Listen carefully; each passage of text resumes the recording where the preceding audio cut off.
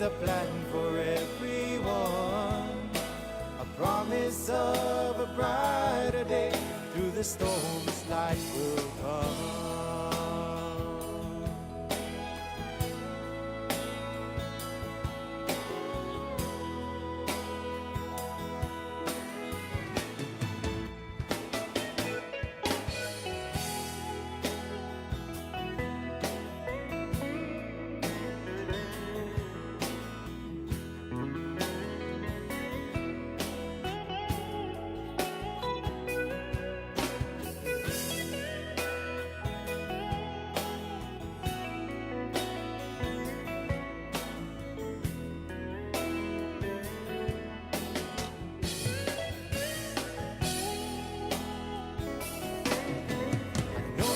Times of trouble, life will never seem so clear. Don't you count the hours of darkness, for the Lord has got you near. So don't you fret or worry, there's a plan for everyone, a promise of a brighter day. Through the storms, light will come.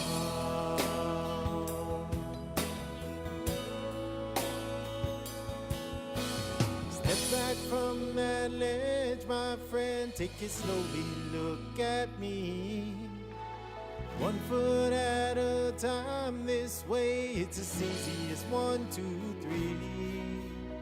Reach out for my hand, I swear I'll never let you fall.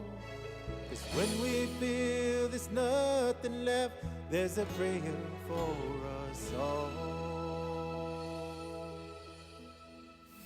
KUAM-FM Hagåtña, Guam. You're listening to The Link with Chris and Sabrina on Breeze 93.9.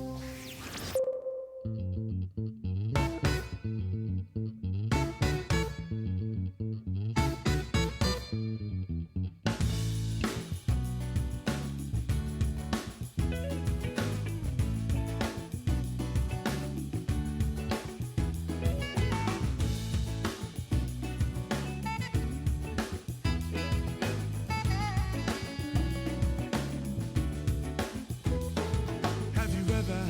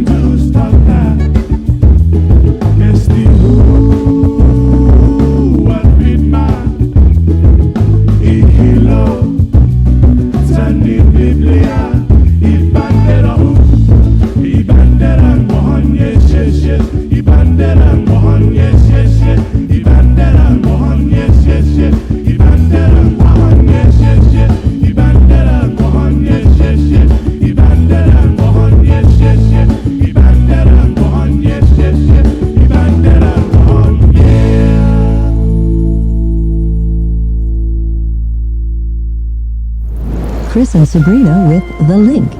Here on Breeze 93.9 FM.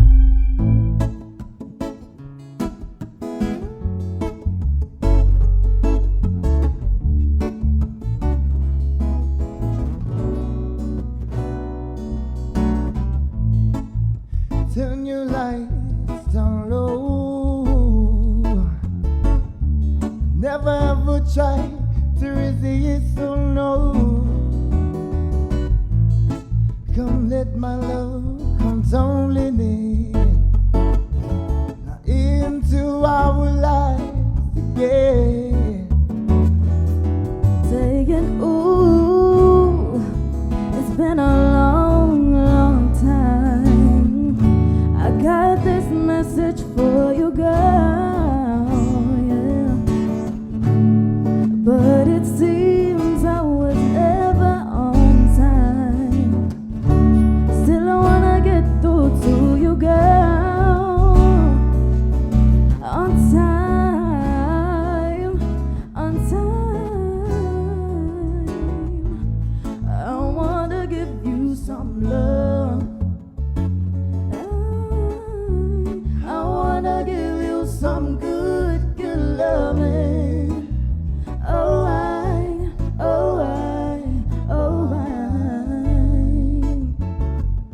yeah, I wanna give you some good, good loving. Turn your lights down low. Never ever try to resist, oh no. Oh, let your love come shining into our lives again. Ooh, I love you, I love you, I love you. And I want you to know right now that ooh, I love you. And I want you to know right now that I wanna give you some love. I wanna give you some good, good loving. Oh,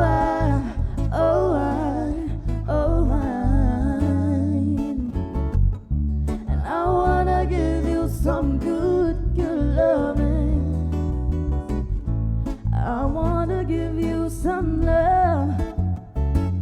Ooh, I wanna give you some good, good loving. Oh, I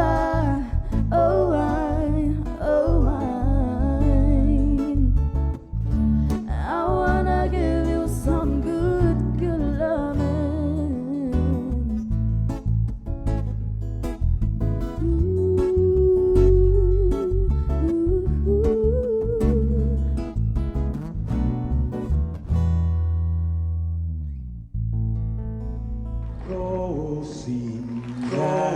Rosinha uli die sombranza maak et zo te saluda antes de niga Radzauds and malak estrezas durante em todo em memu a lunga distanza gumugubugi palu zangiman malak guafi ikonum nasugi airi prebatula noci nai banderata gaigi pues atan fanny bandera kau esta pagua pumalalapa giluk tanu man libri sentamiti man ko badi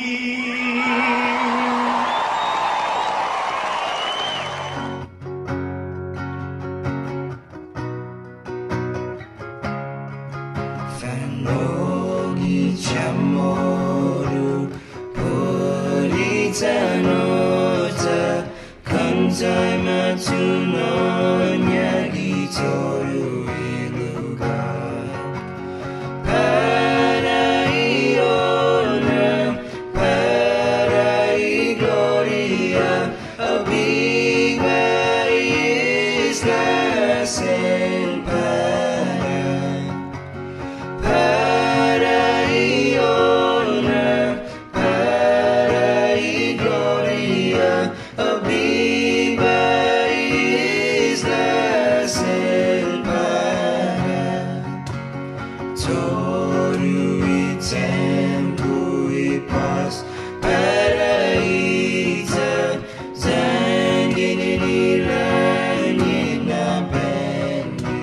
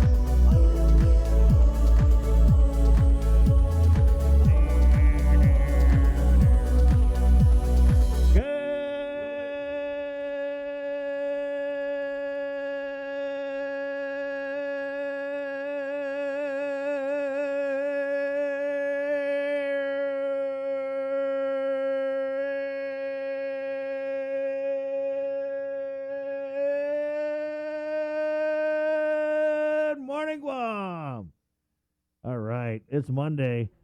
Morning, Jason. Morning, Sabrina. Good morning. Oh, where you at here? In the flesh. Mike 2, where you at here? That is not a virtual Hello. background. That's actually the real deal. That is. Yep. Hold on. Sorry, Bree. I think your mic's a little rusty. Okay. Even there. Oh, there you are. Hi. There you go. Morning. The mic's a little rusty. Yeah. I haven't had to press that button in a few weeks. Okay. Good. Thanks for the clarification. Right on. Good morning, Joe, sir, with the Monday Lunas Cam. Lunas on the link. There's no better place to Lunas than right here because our Lunas is like a Betness. We're Mondaying like it's Friday. You know, I just did some math over the weekend. Man, All it's right. been a month since you've physically been in the studio. Yeah. Yeah, you had 2 weeks in Vegas, About a 2.5. week more or less in the Doucet, and then a week at home. Mhm. Welcome back. So tell us, how did you manage to get out of the home quarantine, Bree? Well, the new quarantine protocols. If you're in government quarantine facility or if you are in home quarantine and you are fully vaccinated, you sign the declaration verifying that you've been vaccinated, and tested negative. Right. So I'm free. All right. So what is it, like a PDF, or it's a? I got it in. It's on Public Health's website.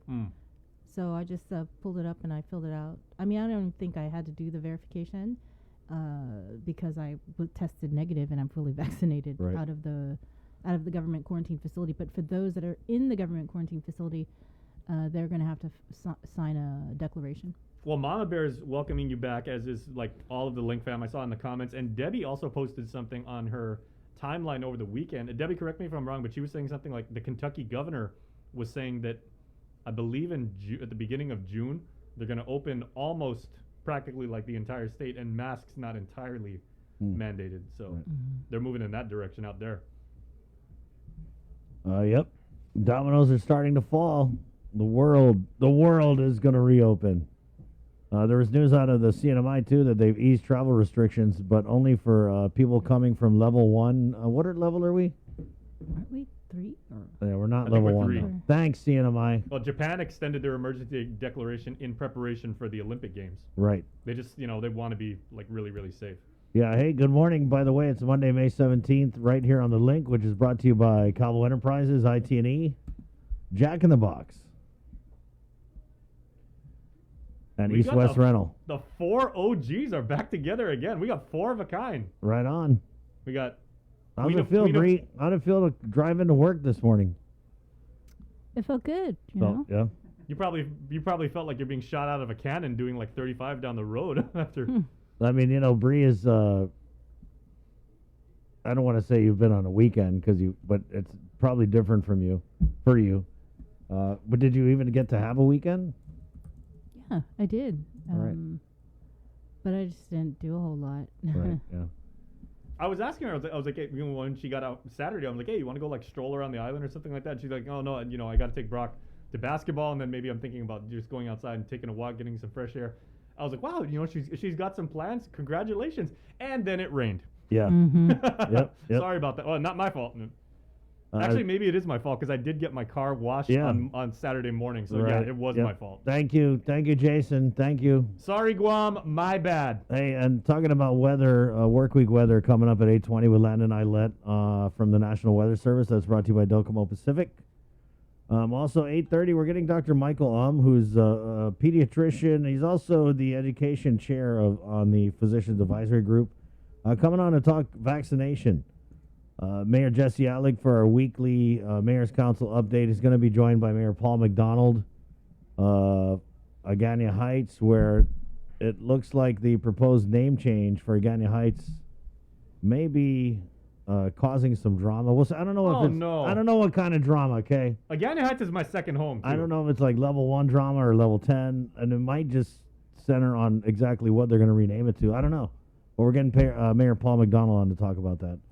We're also getting Lillian Perez-Posadas, the GMH administrator, and we're kicking it off this morning with Daphne Shimizu from Rev and Tax. So get your fingers, everybody. Get ready to take notes because when Daph comes in, she's coming in hot. That's it. You might as well press screen record So you can go back and get all the info. That and then 9:30, we're going to talk with a young lady, Sunny Solace, who's going through some issues here as she wants to legally change her gender without having to undergo gender reassignment surgery. So as the law is now, Bree, I don't think you can legally change your. You will not be legally recognized as, Right. as another. Like if you are if you self-identify as transgender and Right. you say you're transitioning until you actually have the Right. biological The surgery. surgery, Yeah. the government won't recognize you as another gender. And so this is a pretty Which is interesting. crazy. It's a pretty interesting story, and I understand that Sonny has like reached out to just about, the lieutenant governor, of course, who's been one of the biggest champions of LGBTQ. There's a change.org rights. petition that her family started. Right. Yeah. So this is going to be a pretty interesting interview. 9:30, 6:27. That's what's coming up on the link this morning, and we're jumping on KUAM TV at 8:00. Jay. Okay, yeah, Debbie actually clarifies this. Yes, so Kentucky, at least, if you want to use Kentucky as a barometer for the entire nation or possibly what could come out on Guam, as of June 11th, Kentucky will be 100% open, you guys. Masks only required in nursing homes, assisted living facilities, hospitals, and doctor's offices. Wow. 100% open otherwise. I've seen, like on national wires and online over the weekend, I think it's Walmart is not requiring masks if you're fully vaccinated. Oh, wow. In addition to Interesting. some other big brands. Yeah, that's pretty interesting. As on Guam, though, we're still wearing the masks. It's still mandated that businesses and individuals wear the mask. There was a guidance that came out from the CDC, but everyone we had on the show said that guidance was controversial and that they anticipated that it would be revoked somewhere down the line. I was online and I was on Facebook and I noticed that, like, for example, Anderson Air Force Base, you don't necessarily have to wear masks while you're on base, indoor or outdoor.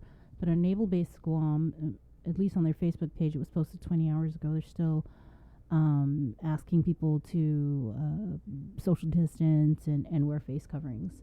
So kind of two different Interesting. But I wonder if that's like the branches themselves or if it's more of like who's running the base kind of thing. I'm not sure. I mean, you would think you would think going into this that it would be like uniform. Like, Uniform, yeah, no pun intended. yeah, exactly. Across the board. A uniform military policy.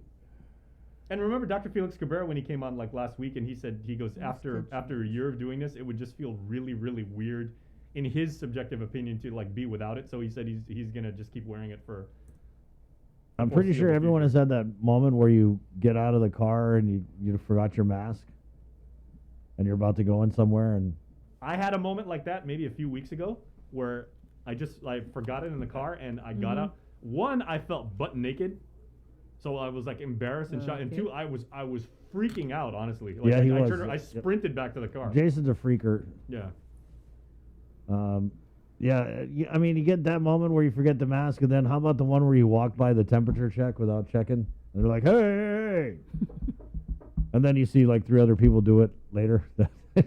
People, I don't know, they kind of checked out on these temperature checks. Oh, I was at the mall when I was picking up, Cold Stone Creamery, by the way. When I was picking up the ice cream cake from my mom, not this past Saturday, obviously, but the previous. And I was standing in line at Cold Stone, and the entrance for there, they got the back entrance, like where the bus depot is.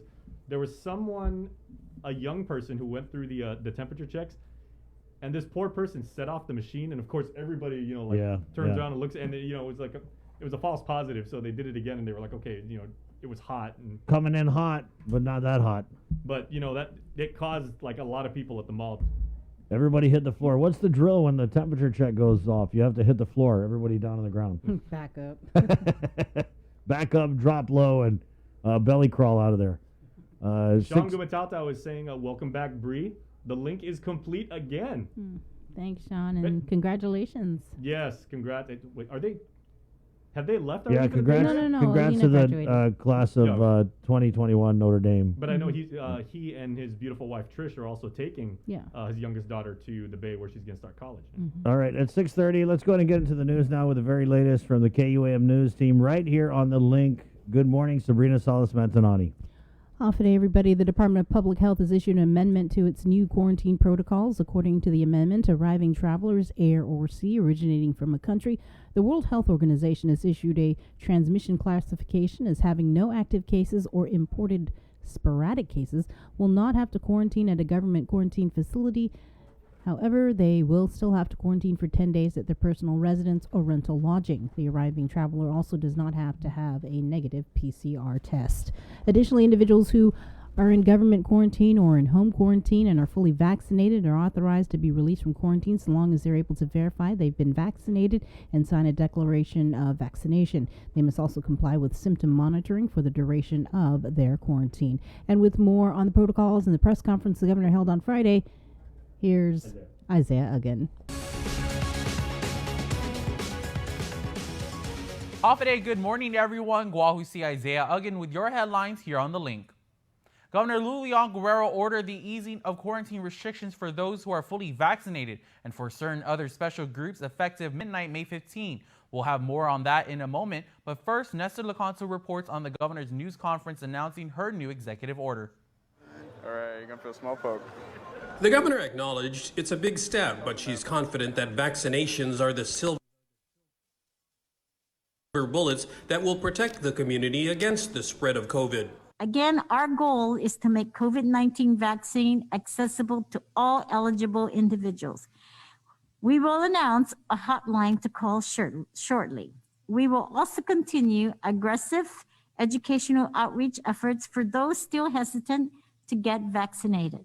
We want to answer your questions and alleviate any concerns you may have. The governor's announcement comes on the same day that the CDC took an even bolder step with new guidance that masks are no longer necessary for the fully vaccinated. But she's not ready for that step yet. Mask to me is still a very significant portion of our mitigation efforts. So I am not implementing no wearing of masks. I continue to persuade our people to please protect yourself and protect our community. May 15 was supposed to bring more on the reopening of tourism, but with key markets such as Japan and Korea well behind in vaccinations, the easing will have little impact. But the governor says she is considering other options. We were talking about just requiring a negative PCR to come in, and that if you're staying from 5 to I think it's five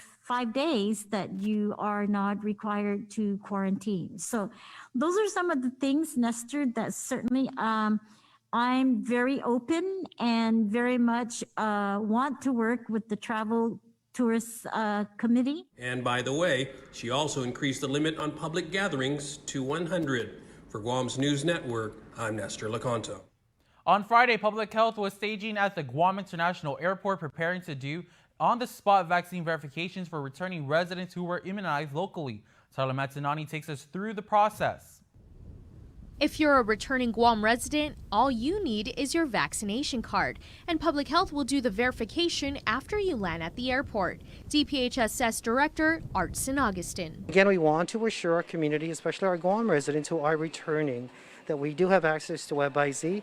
They do, though, need to still fill the declaration form out, which is to attest that they have been fully vaccinated, and that would be required for everyone saying that they are coming to Guam and they're fully vaccinated with approved U.S. FDA vaccines. There will be 5 tables in the processing site.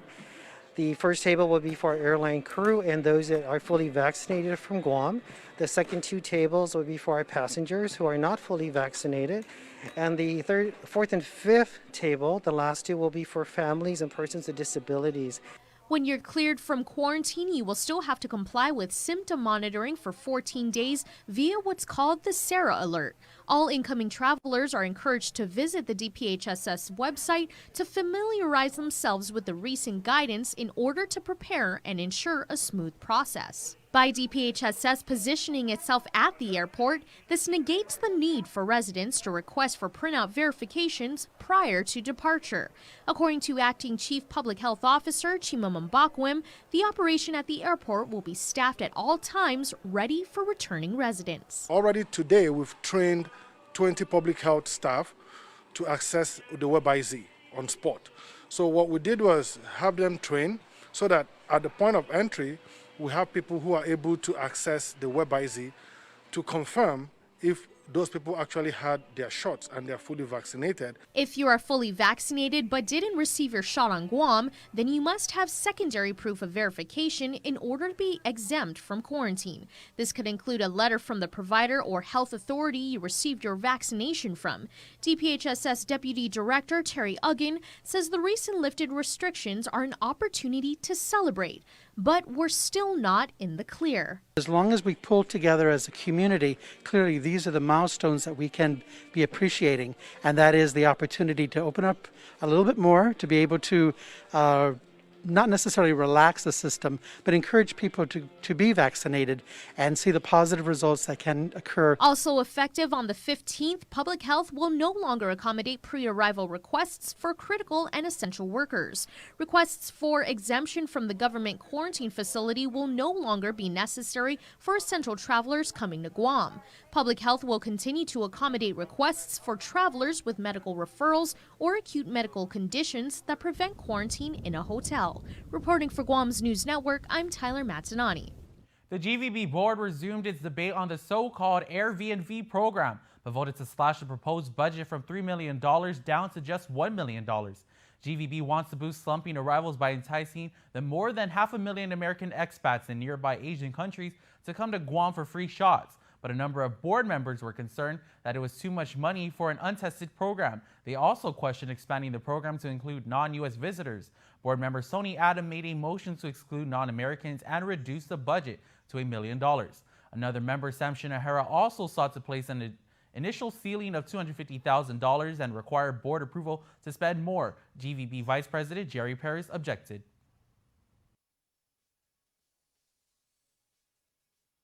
I mean, you either have faith in our ability to manage or you don't.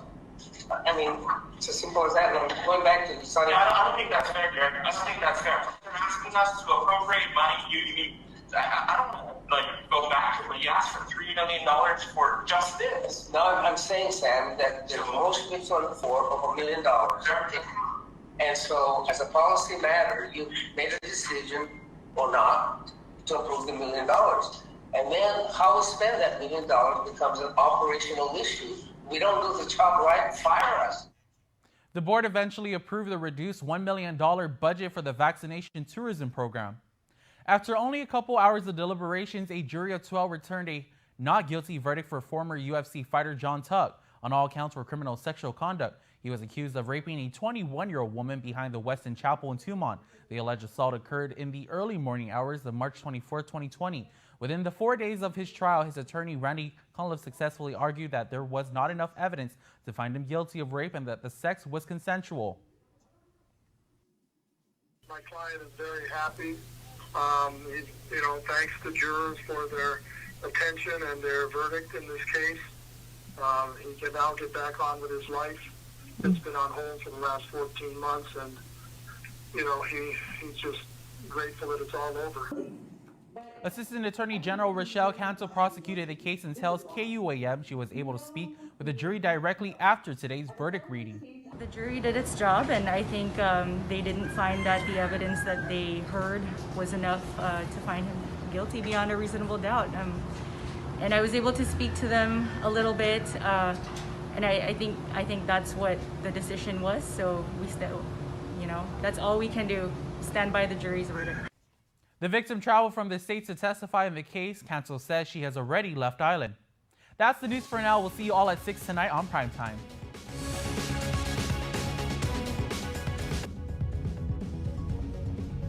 Thanks, Isaiah. As for the latest COVID numbers, since Friday, Guam recorded 28 new COVID cases out of 1,159 tests performed. As of Sunday, 5 people were hospitalized, 1 in ICU, 1 on a ventilator. To date, there have been a total of 8,091 officially reported cases of COVID-19 on Guam, with 139 deaths, 101 active cases, and more than 7,800 recoveries. The CAR score is 0.6. As for vaccinations, a total of 72,815 people have been fully immunized. COVID vaccination clinics in the meantime resume tomorrow at the UOG Calville Fieldhouse. Additionally, a COVID combination clinic will be held Tuesday where you can get tested, and if you test negative, you can also get vaccinated. The schedules for the vaccination clinics are available on our website. You can also scan the QR code that we have on our screen and plan your shot. Just a reminder, vaccinations are now available for 12 to 15 years old. In other news, with the DeWitt warehouse fire in Harmon fully extinguished, the GFD began its investigation phase. Spokesperson Cherika Chargolov said the perimeter of the scene is secured and GFD is working with the owners of the building, insurance surrounding business establishments, and the customers. As we've been reporting last Wednesday, firefighters from multiple agencies were working to extinguish the deep-seated fire. DeWitt President Corrine Birking issued a statement late Friday stating, with a quick response and collaborative efforts by numerous fire agencies throughout the island and our fire protection wall, we were able to keep the fire from spreading further than the Record Center warehouse. However, we are disappointed to report that our Record Center is a total loss. All other aspects of our business remain unaffected. The fire cleanup and investigation are still ongoing. A Port Authority of Guam General Manager Roy Respicio confirms that they use the company to store older documents. Quote, we were notified by DeWitt yesterday that our records of smoke, fire, and water damage. We are awaiting more information from DeWitt on the full extent of the damage. We are hopeful that the documents we entrusted with DeWitt remain intact, and we will reserve comment until we really know the status of the documents in storage. A potential boon for outside the fence projects needing a foreign skilled labor. USCIS is updating its policy guidance for certain H-2B employers on Guam and the CNMI that have contracts that are not directly tied to the military buildup. The new guidance refers to certain projects that support or adversely affected by the military realignment. Under the expanded parameters of the National Defense Authorization Act, an H-2B employer is not required to demonstrate that the service or labor is temporary in nature if it starts before December 31st, 2023. This would seem to put them on similar footing with contractors who have direct military projects who were already exempt. Guam DOL said it welcomes the guidance and will assist contractors to get the badly needed supplemental skilled workers needed for ongoing and future contracting activity. GDOL says it plans to bring stakeholders together in the coming weeks to collaborate in meeting the USCIS requirements. A human burial site discovered at the military construction site at Anderson South last Thursday is under investigation. According to Parks and Rec's Historic Preservation Office, this is the fourth discovery of bone fragments at Andy South and the first burial so far on record. The office will be reviewing the archaeological mitigation plan that will be proposed by Marine Corps Base Camp Bloss. And with Chamorro News, here is Kin Conception. Buenas tardes, tiget suntu bitunut sa morgin ni KUAM News. Presenta ni Familian Mizo gi First Hawaiian Bank. Isa tali apas Public Unemployment Assistance pat PUA tani Federal Pandemic Unemployment Compensation pat FPUC sa manafanano para DCM man klaklama. Director del Department of Labor si David De La Sola report na 18 milyon pesos na salapit sa manafan listo gi tiamam na temputati. Gi 18 milyon pesos 9.2 sa umano gato gi PUA 8.9 milyon pesos para FPUC, 66 mil pesos malagwato gi Lost Wages Act. Mapatututu ni DOL para matutu na di David Ufan manispipya totso STCA na tawtagwi ni man mangklaklama da sina Julio na mes na ma-implementa azo na reglamento. Giotru, putodo 50 na sudidano ni Federated States of Micronesia no mansenglong gunigisagon sa Pilipinas sa tiwaman mo fanalitan ni familia niya. The FSM Consul General si Teresa Philippin confirma na segundo na flight in repatriation ni kakad 22 na sudidano ni FSM sa humano paripan pege gani business. Maski 350 no STCA na tatawgi sa mansenglong gunigi isla puri COVID-19 na reglamento sa nirenekto siya ni ma-implemento gilugat niya. Kuna posible di repatriation flight niya na sudan ni gobernamento ni Estados Unidos. Antes di fan hanaw, debi di fan makarantina so fan mabakuna. Ang man matugato gi Japan pa man matest na makarantina talo. Ilanya si Philippine na mas talo na flight and repatriation sa mafatsutsu para Hunyo na mes. Taza kausanya COVID-19 FSM. Mas asunto, may mistita kasi man diskrubi na sagan naftan siya gi mapos na webes gadyo na lugar ni Gua Construction ni Militar gi Anderson South. Maumenta ni Department of Parks and Recreation Historic Preservation Oficina na estime na 4 na sinada pidasunto lang siya gi Andy South. Definite na nasagan hinapod ni tiningo niya. At sa oficina sa para may review archaeological mitigation na plano no maproposo ni Marine Corps Base Camp Bloss. Mas artikulo, maaresta si Jesse Rodriguez 60 anos na edad, za fafanay na sa segundo grado na criminal sexual conduct, no primer grado na felony, en petun familia no na 3 grado na felony, za ni manuko no 3 grado na felony. Según ni complain ni magistrates, uno pensita na biktima sa atake si Rodriguez na natakin bus ni Gwe, desde enero na mes gi 2020 na sakan. At so nilukit si Rodriguez na gimatso na mes, pinanito Gwe za finengfungi lunya gwato kontra iliga antes di uninikod. Yuto mo na sunto, maski 8.7 milyon pesos na tax return sa man ma-process ng Department of Revenue and Tax. Za por fan bamel is check huzong pat pumadeposita direktamento pago na semana. Este siya sa representa 2,900. 68 naman man-file na tax sa mantayle na si antes pat gide 23 gi Febrero 2021. Para nispiya estado yung mizo tax refund halong gi www.myguamtax.com. May epokano na setbi a look-up status of 1040 refund na batunas guihi. Para Guam News Network, Walsican Conception. Yasunto ifinut sa muro sa presenta sa ninafato ni Familiang Mizo gi First Hawaiian Bank.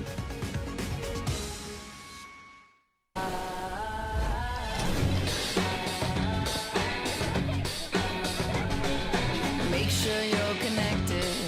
The writing's on the wall. 'Cause if your mind's neglected, stumble you might fall. Connection is a human necessity, one we need today more than ever. And with the new First Hawaiian Bank mobile app, you can stay just as connected to your finances. And it all starts with yes. Family platter of fried chicken? Check. Tray of red rice? Check. Birthday cake? Check. 1 case of water? Check. 12-pack of beer? Check. 2 cases of Pepsi? Check. When you have a long checklist but are short on time, we got you. Get it delivered by us. Order on the app or website at uno-go.com. Guam On Demand. Shoot, I forgot the paper product. Oh wait, UnoGo has that too. KUAM's multi-platform morning show, The Link, just got a little more delicious with Feed Me Fridays. Chris, Sabrina, Jason, and the rest of the morning crew will take some time each Friday to talk food, taste food, and bring you all the latest and greatest in food from King's Restaurants and Ruby Tuesday Guam, old faves, new hits, and everything on the menu in between. It's Feed Me Fridays on The Link. June makes the best malasadas in Hawaii, a fact not lost on Daryl, whose brother Byron is cooking the onaga he caught at his secret fishing spot with his girlfriend Malia, who used to work for the Shave Ice Guy, whose second cousin Vince drives the school bus ridden by Calais, whose auntie makes the best malasadas in Hawaii. Everything here is connected, and with the new First Hawaiian Bank mobile app, you can stay just as connected to your finances, and it all starts with yes. GU Self-Storage, conveniently located near the Harmon McDonald's. We offer affordable rates, online payments, and auto bill pay for your convenience. Plus gate access daily from 6 a.m. to 9 p.m. Call us today at 648-7867 for more information.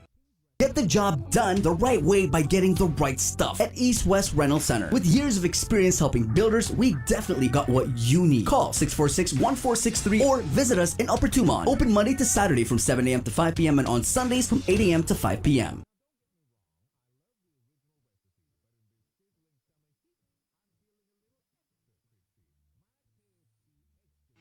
The relationship between Guam and Manila, Philippines is undeniable as we share similar cultural traditions, history, and heritage, with generations of Filipinos calling Guam home. KUAM presents a monthly look at the capital city featuring in-depth and engaging interviews on everything from medical tourism to new business and government leaders. Veteran newscaster Nestor Lecanto delivers Beyond Our Borders. This special program is brought to you by the Bank of Guam and KFC. Help us celebrate the class of 2021. KUAM wants to help you celebrate this touchstone moment in the lives of your graduates. For the months of May and June, we will flood the social media pages of KUAM with photos and well wishes for the class of 2021 grads. Log on to KUAM.com to submit photos and brief messages or captions. Then look for your special grad on KUAM Instagram and the Facebook pages from all of your friends here at KUAM. Congratulations, seniors! Ekangok ega zan elza kifinut samoro gi suntun samoro kada dia gi KUAM News. Gatsa gi idaling na programa gi alas 8 gi egan gi esla tomorrow streaming radio pedi KUAM News YouTube na channel para linabian ng fasilidad mizu. Malata fanita para mas informasyon mentres sa diligencia isang presyosa na kulturata entry sesultan na setbi kada dia ilingwahin natibo ni Itzamoro. Yasunto gi finut samoro sa nina fafatu zan pinalinunudzi ni familia mizu gi First Hawaiian Bank. KUAM Communications and Denny's Guam presents Mamapreneurs, a special multi-platform series throughout the month of May showcasing mothers who are also local entrepreneurs in our community. In commemoration of Mother's Day, during weekdays in May, we'll feature daily profiles of these multitasking mamas and their businesses. Additionally, on KUAM News Primetime every Monday in May, we'll showcase a different enterprising mamapreneur. Check out our online directory of all these businesses as well on KUAM.com. And if you know a mamapreneur we should feature, send us a message on social media or email executiveproducer@kuam.com. Mamapreneurs is brought to you by Denny's. Guam's Diner is always open. Sabrina with The Link. Here on Breeze 93.9 FM.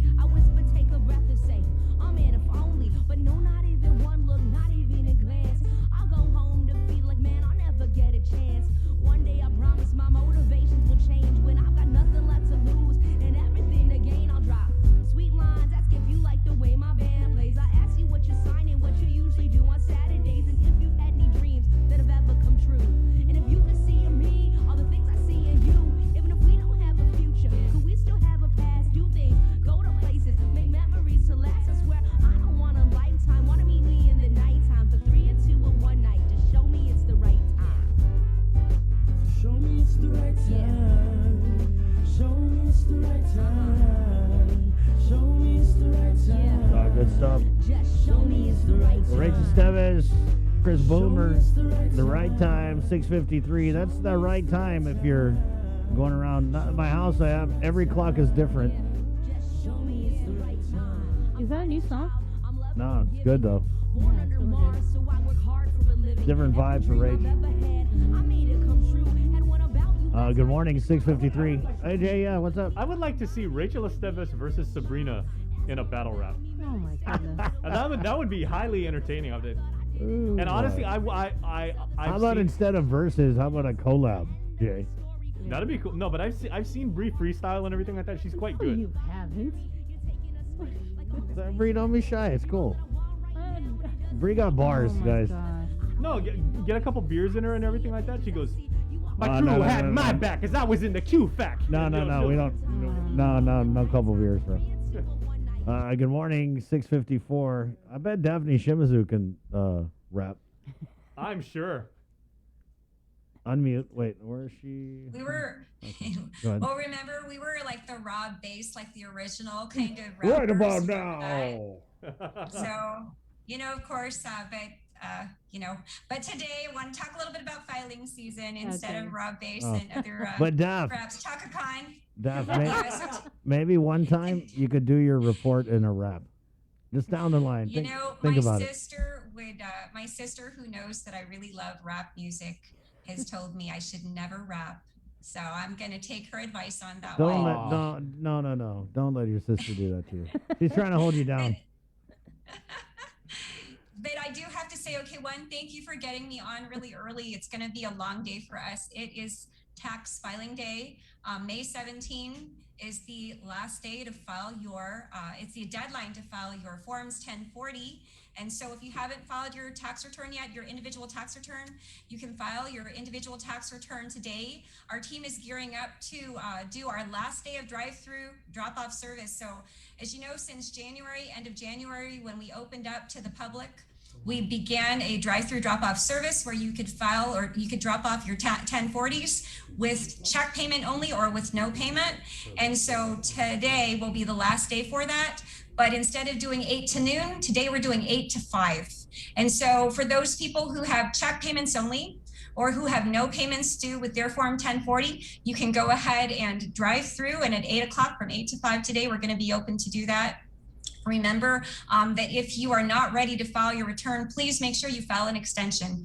The great thing is, Bree, Jason, Chris, you do not have to come to Rev and Tax to file an extension. You can get onto myguamtax.com. You can file an extension with and without payment. So if you're not ready, you don't have your information for whatever reason ready, go ahead and file an extension. And it's very important to file an extension. If you don't file an extension and you don't have a return that's filed, what happens is that you end up having a huge penalty. So make sure that you go ahead and file that return, file that extension if you are not ready to file your return. So again, today is the last day for the drive-through drop-off service. Of course, you can make payment by credit card, of course, at the ITC building at the Treasurer of Guam there, or even here in Barrigada at the Treasurer of Guam here. So you just are not able to avail of the drive-through drop-off service. If you have a credit card payment, you must do that again, or a cash payment, you must do those at the Treasurer of Guam. Are you guys anticipating a rush of people to come and file, or have you seen a lot of people that have done so online? Well, we actually have over 5,100 people as of the weekend that filed online, which is great news. And so we're very happy about that. Obviously, that's been something that we've been pushing. And actually, that's a record for us here at Rev and Tax. For as long as we have been able to accept returns, we've never hit beyond 1,300, I believe. So now we're at over 5,000. So that's great news for us. And of course, people can still continue to file online as long as they qualify. But really, Bree, you're right. We've had a lot of people who have filed their returns already, since the beginning of this tax filing season, which began on Feb 12. And the reason is because, well, of course, there was the rebate recovery credits that people were filing for. People also want to make sure that they file on time. Based on what we saw with the federal funding that was coming in, they knew it was important to file their returns. And so, really, when we received over 10,000 returns on Feb 12, which is the first day of our tax filing season, that's actually a record for us in terms of the number of returns received in any single day. And so that's, that was huge for us. I don't have the final count of returns that have been filed with us, but I do know people have been, working to try to file, make sure that they get their returns in for EIP 3, and actually even when EIP 2 was still available to them. So, we're again doing our best to try to get those payments out. Mm-hmm. Dav, I had a question from on my WhatsApp. Someone had applied online or done vehicle registration online April 4th, still haven't received the tags. But they get their mail in Jigo. Is there any issue with the Jigo and Dennyville post offices having been closed down? And is it possible that stuff was mailed out and maybe stuck there? Or do you know anything about that? I haven't heard of anything being stuck at Jigo or Dennyville post offices. We do have situations where the mail does get returned, and we have an actual drawer of those return tags. It's possible that tag was returned. We do have people who are going to start answering our phones at 8 o'clock, so 635-1840. 41 or 7651. If you have not received your tags, go ahead and go ahead and call us so we can get those out to you, or find out where it is. Because if it was April 4 and it's already May 17, of course, it's reasonable to expect that you would have received it by now. So if you could call us and let us know, we'll go ahead and try to identify or locate that tag, and so we could get it out to you. All right. Where are we with tax refunds? Okay, so as of last week, we actually had processed through Feb 23 filings, so that's exciting. So for those people who filed through or had a clean A status return through Feb 23, we processed those payments. I believe we did about $8.7 million last week. So those payments were actually, or checks were actually transmitted to the Treasurer of Guam, and should be going out. If they haven't already gone out late last week, they should be going out early this week. The Treasurer has been really great at getting out, a lot of these these payments. So, to get them out as quickly as possible. I know people are receiving them because I also get notes from people, and they let me know that they've received their refunds. So Feb 23, if you have a question about your return, perhaps you're not sure if you are part of the groups that have been paid out, or maybe you just want to check your status to see, you can always get into myguamtax.com. And there is the, as you remember, Bree and Chris and Jason, we did open up the Check My Refund tool, or that Check My Refund portal. So you can check the status of your refund. You can check to see if there was a check processed, the date it was processed, the check amount, and then also the address that it was mailed to. So all of that information you're able to receive or to get when you log in. You're also able to see if there is an issue with your return and it wasn't processed, it'll indicate and it'll tell you to contact us. And so, I know that people have actually been checking and been able to check that status and to also remedy some of their issues with their returns, because they're able to get that information without, of course, receiving a notice. Because although we do send notices out once we process, it does take time to get those notices. Daph, how's the operations been going at the new branch over at in Upper Tumon, the DMV? I think thank you. I think it's been going very well for the most part. Of course, last week there was a fire in Harmon, and so that fire did cause some issues for our branch because of the smoke. The smoke actually had the wind had shifted and had caused the smoke to go ahead that way. So Building B and, I guess also based on the recommendation of GFD, who's also there, we ended up having to close a little bit early on one of the days last week, but we were able to open up the following day right away. And of course, we did have an influx, but for the most part, we believe it's been pretty successful. When I've gone up there, the lines really haven't, even when there is a line, the lines don't stay very long. The team is able to make sure that they get through the lines quickly. So, we're very excited. And yes, Bree, as a reminder to our public and to the community, we did open up DPW Building B back a couple of weeks ago. That's where you can do your vehicle registrations. And so, we are no longer servicing vehicle registration services here at Barrigada. It is all down at DPW Building B. Our team has actually been, I'll tell you, they're full force. We have rooms 1 through 8 that are fully staffed. So we make sure we have, 2 lines for our individuals with disabilities, our Manamco, and our veterans. Then we also have a couple of lines because in the month of May, we're finishing out those people who had appointments. We're finishing appointments out, and then we have the remaining lines for the general public. But we've been able to get through the lines pretty quickly. We haven't had too many issues again outside of last week, of course, because there was the fire in Harmon, caused a little bit of operational issue, but we were up and running the following day right away. Mm-hmm.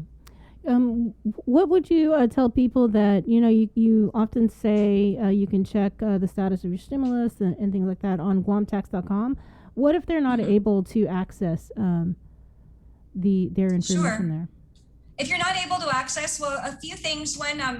Well, what we did here at our GRT branch is we set up a couple of computers for those people who don't have access to a computer, who are not able to log in to either set up an account, don't know how to, or to file their returns. We have a few computers that are set up at GRT for that. If you're not able to log in online, the great thing is if you have a smartphone, and I know a lot of people do have smartphones, if you have a smartphone, you can actually do it from your phone.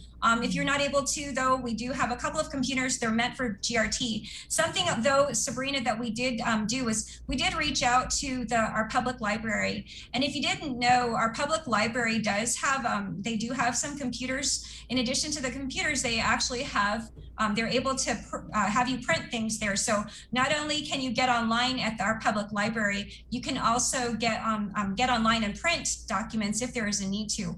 And so we've been in communication with Melvin Wampat Borja, who is now currently in charge of the library. And he has, absolutely been super supportive of our efforts. And so if you have an issue, of course, our public libraries, the Agana Library, I think in particular, was where our team met some of the library team members, and they do have there is access to computers there at the public libraries. But again, you can always get onto a smartphone and you can go ahead and check status. You can, so you don't have to worry about it being an actual computer. I know that there is some move to try to also assist people with, Wi-Fi and other things like that to be able to access. But again, I think, between smartphones, our public library, and then also, again, if you really need to and you're not able to get online, we do have a couple of computers that are really primarily for GRT use, but of course, which we absolutely can open up if people have an issue and need to access something. By any chance, are you aware if we've received any of the ARP money yet? The 543 or whatever the new amount was?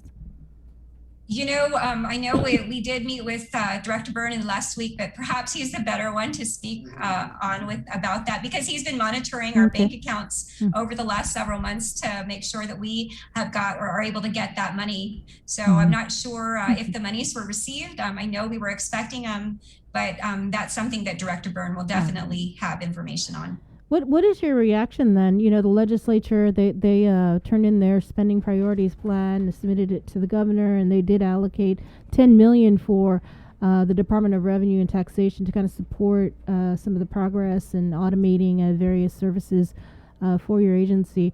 But during the press conference he held last week, DRT was one of the funding allocations that he kind of identified that it wouldn't necessarily fit in to the U.S. Treasury guidance.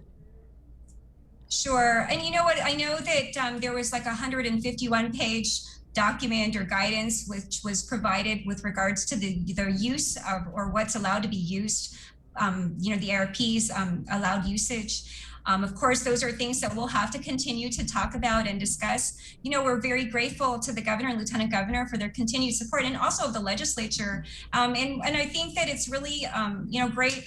Of course, I am a big advocate of collaboration, and I talk about how, 1 + 1 doesn't have to equal 2, 1 + 1 can equal 10 or 100. And I believe that, the meeting with governor and of course, and with the legislature is a huge step toward, really helping us to, continue to help our people. And I think it really, shows the commitment that our governor, lieutenant governor, and also our legislature have to try to move forward. So, although perhaps the use of the funds may not perhaps fit exactly within what's allowable, at least for the DRT side, I'm confident that the governor, the lieutenant governor, and the legislature will work to help to find the funding for us. Of course, our oversight chair and other members of the legislature have reached out to pledge their support for our agency. They recognize that we have a huge mandate, and, of course, to try to get monies to our people, that has been huge for us. So, again, I'm confident that even if the guidelines don't allow for us to be able to avail of the monies, that that we will be able to avail of or get some additional support in some manner. And of course, we always, as usual, Bree and Jason and Chris, we just do our best to try to to make do with what we are able, what we have, and to be as resourceful as we can be. And again, that's, at the end of the day, that's what we have to do. And we're going to continue to do that. That's what we've been doing over these last 2.5 years, and most especially through COVID. Right. So you're doing away with the drive-through as after today. Where are you guys kind of at coming a little bit closer to normalcy in terms of accepting, just walk-ins and not having to have appointments? Absolutely. So, starting tomorrow, as you mentioned, drive-through drop-off service will be ending. There will be no more drive-through drop-off service after today. And that's, of course, part of our efforts to get back to some level of normalcy where people will be able to come in. We believe we've been able to address a lot of the huge demand for filing, again, because we've been out there for several months now, again, just, doing the drive-through service. But we believe that this is part of our gradual movement towards some level of normalcy. And so people can just kind of come in and begin to walk in. And for the most part, People have been able to walk in. I think the number one area where we've had a huge issue, of course, is driver's license. We have driver's license appointments going into 2022. Our team is working to try to address that issue. One of our large efforts and initiatives, as I mentioned before, is the modernization effort on that side, where we're going to be moving toward an online system of being able to renew or replace driver's licenses, including in some cases Real ID compliant licenses and Guam IDs. And that's exciting for us. That's something that our acting driver's license supervisor has been working on. And of course, several members of our team have been working on with our programmers. So, before the end of this year, that's our target. And so that we can get that going. I do want to say, though, that we did, of course, receive word from U.S. Homeland Security on that, kind of to pivot off of the driver's license issue. We did receive notification that the Real ID deadline has actually been further extended to 2023. So I know a lot of people were concerned about having to get a Real ID before October 1, 2021, because that was the original extended deadline.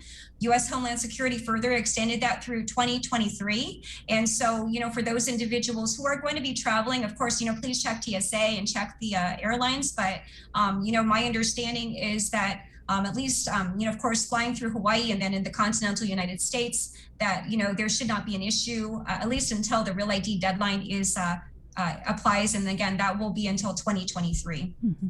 And but well before then, Bree, we will have our online renewals and replacements of, even again, if you have a Real ID compliant Guam driver's license or a Real ID compliant Guam ID, as long as all of your documents are valid in our system, then you will be able to renew or replace it online. And that is huge for us. We have been waiting for this, and we're very excited to get to launch that this year. Awesome. Just one final question from one of our viewers. Do you have an update on rebate recovery? On the rebate recovery credits, actually, so Bree and Jason and Chris, how it works for the rebate recovery credits, for those individuals that have been filing their returns, we have been, we've been paying refunds out for. So if you have filed and have an A status return as of Feb 23, it's highly possible that you could have already received your rebate recovery credit if you were due one. So as we've been going along and paying refunds, we've also been paying those RRCs. And we wanted to make sure, so as part of our efforts to pay out refunds quickly, we also wanted to make sure we paid out those rebate recovery credits quickly. And so those are going out the same time as refunds. And so your rebate recovery credit will be on the same check as your refund. There is not two separate checks. And so, if you get a refund and you are also due a rebate recovery credit, you should have that amount also in your refund check that you receive, or your deposit, because people are receiving by direct deposit. Sorry, I just had one last question. It's actually a tip I got over the weekend that under what circumstances, because I know everybody gets a stimulus, but do people who are serving prison terms also get a stimulus? Yes, and so for those, of course, if you recall back in EIP1, and when we had first done our implementation plan for EIP1, there was discussion about incarcerated individuals, and we had advised, and that is of course based on our implementation plan and the direction from the IRS and the Treasury, that incarcerated individuals were not eligible for EIP1. Later, I believe back in September 2020, because there was a court case, and because the, if you want to call it, the judgment was that that the IRS was to pay incarcerated individuals. And so, that is why, if you recall, that non-filer form, the original deadline for the non-filer form was actually October 15. It ended up being moved to November 21. And that had largely to do with, of course, the issue of incarcerated individuals and making sure that those people who initially thought that they may not be eligible were eligible. And so, again, we had clarified that back in late, or maybe the last quarter of 2020. And we worked to make sure, of course, that the financial institutions, of course, are aware of that, and that we had pressed that out. But for EIPs 1, 2, and 3, and of course now the rebate recovery credit, anybody who, individuals, as long as they're otherwise eligible, meaning they meet the income limits, the residency requirements, etc. If you were incarcerated, also you were eligible, as long, again, as you met all other eligibility requirements. Okay, I didn't know that. Interesting. Right. Yeah. Because I actually had a call from somebody who was going to drop stimulus check to DOC so it could be signed, and then they could go cash it. And I was like, wait a second. Oh, okay, it's all normal. Right. Right on. Right. No, I mean, and again, that was a big case. If you kind of go back to some of the national news back last year, it was a huge issue. There was class action suits, and so again, the judgment was that, or the final, decision was that incarcerated individuals also are eligible. And so, yes, EIP 1, EIP 2, EIP 3, and also the rebate recovery credits. Thank you, Daphne. Thank you. All right. No, thank you so much again. Hope to see everyone out here 8 to 5. If you haven't filed your return, and if you have not filed your return and are not ready, please file an extension so that you can make sure that you avoid any penalties, because the penalties are very high for failure to file and failure to pay. So if you're not ready today, please file that extension. You can file it online. And again, thank you so much, Bree, Chris, and Jason, for having me on this morning. Have a great day. Have a great day, Guam, and have a great tax day, everybody. Thank you, Daph. All right, really quick break, and we're coming back with Lillian Posadas of the Guam Memorial Hospital next on The Link. Good morning. Uno Go, delivering meals from your favorite restaurants and more, including delivering sodas and adult beverages from the Bottle Shack. Visit uno-go.com or download the app today. Also, follow them on Instagram and Facebook. KUAM's multi-platform morning show, The Link, just got a little more delicious with Feed Me Fridays. Chris, Sabrina, Jason, and the rest of the morning crew will take some time each Friday to talk food, taste food, and bring you all the latest and greatest in food from King's Restaurants and Ruby Tuesday Guam, old faves, new hits, and everything on the menu in between. It's Feed Me Fridays on The Link. Listen, watch, and learn from the daily Chamorro news updates from KUAM News. Catch them on The Link during the 8 o'clock hour, streaming online on Isla Radio, or on the KUAM News YouTube channel for your convenience. Tune in and stay informed, all while preserving our precious culture through the daily use of our native Chamorro language. Chamorro news updates are brought to you by your familia at First Hawaiian Bank. I used to feel so uninspired, and when I knew I had to face another good Monday day. morning. Welcome back to The Link. We're going to head straight into the Zoom room where we have Guam Memorial Hospital Administrator Lillian Posadas with some good news. Good morning, Lillian. Congratulations. Good morning, Bree. Good morning, Chris. And good morning, Jason. And good morning, Guam. Good morning. Morning. All right. Yes, we are. Thank you. We heard that you guys received some awards. Yes, the hospital was nominated back in March for that Healthcare Asia Awards, and we received notice that GMH got selected for those two awards, Hospital of the Year and the COVID response initiatives that was submitted. So really, it's just such a great and very significant, very meaningful award, especially for what the staff have gone through last year with the COVID, crisis. We went into it really kind of blind. We did not have much of any science or any data or any, guidance other than what CDC puts out on a daily basis that changes every day. So, we were going by that, and plus whatever the situation is that patients are presenting to the hospital with. So, we were armed with PPE, but despite that, of course, there's always the anxiety, the fear, and the concern, because, this virus is very invisible, and we saw a lot of people getting infected, and even though, so it was quite a year.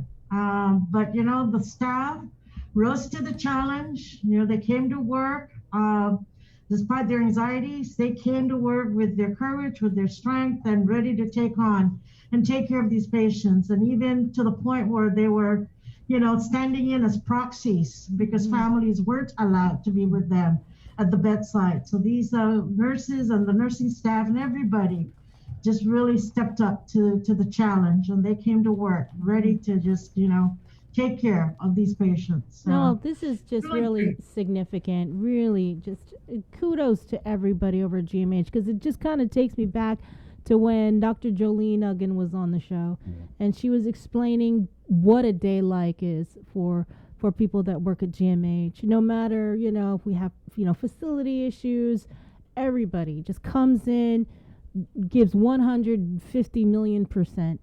And, this is just really good news. Yeah. So congratulations to you guys. Thank you. Thank you so much. And Lillian, what was it like Means a lot.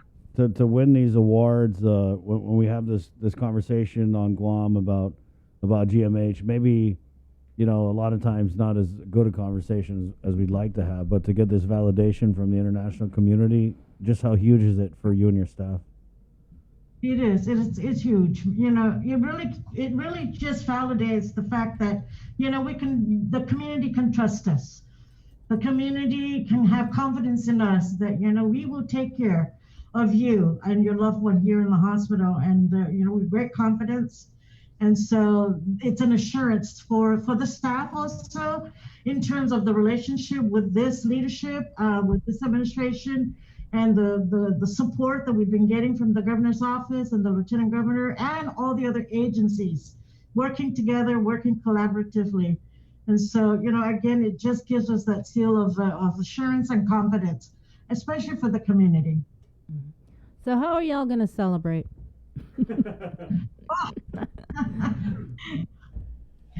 We're going to celebrate with some whiskey and some wine. I'm just kidding. There you go. Right on.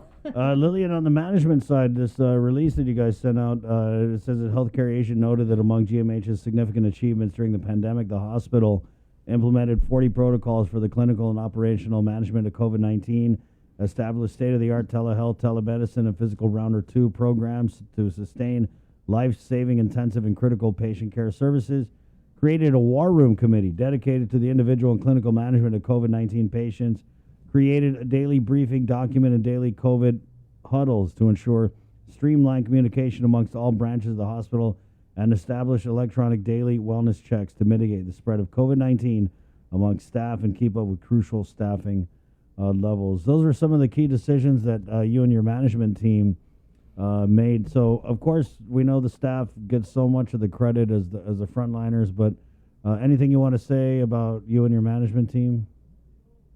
We have a great, really great and fantastic management team. I would not have done this by myself, but we've got the clinical expertise of the 2 doctors, Dr. Uggan and Dr. Bardalio.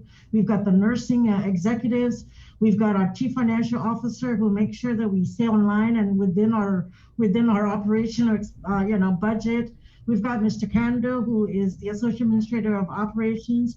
Don Rabanal, who is also very key in terms of our electronic and our infrastructure for IT, and just, a really great dynamic team. We've got Belle Rada. She's a nurse who oversees the professional support services, that arm. And so, again, we just have such a great and dynamic executive management team. We all have different perspectives and different ideas, and we argue, we disagree, we hash out our differences respectfully. And so that's why we have a really great working and very united executive management team. And the board of trustees also supports us in our decisions. I don't know. And congratulations again, Lillian. I don't know if we need a new hospital now that we got an award-winning old one. But is there any update you could give us on the new hospital? The building, the structure that we need to have. Oh, still going. Okay, so we're still getting a new hospital, everyone. Just checking because I thought we were good already. No, but Lillian, any update? Because we had Maya on last week, but any new info on the new hospital?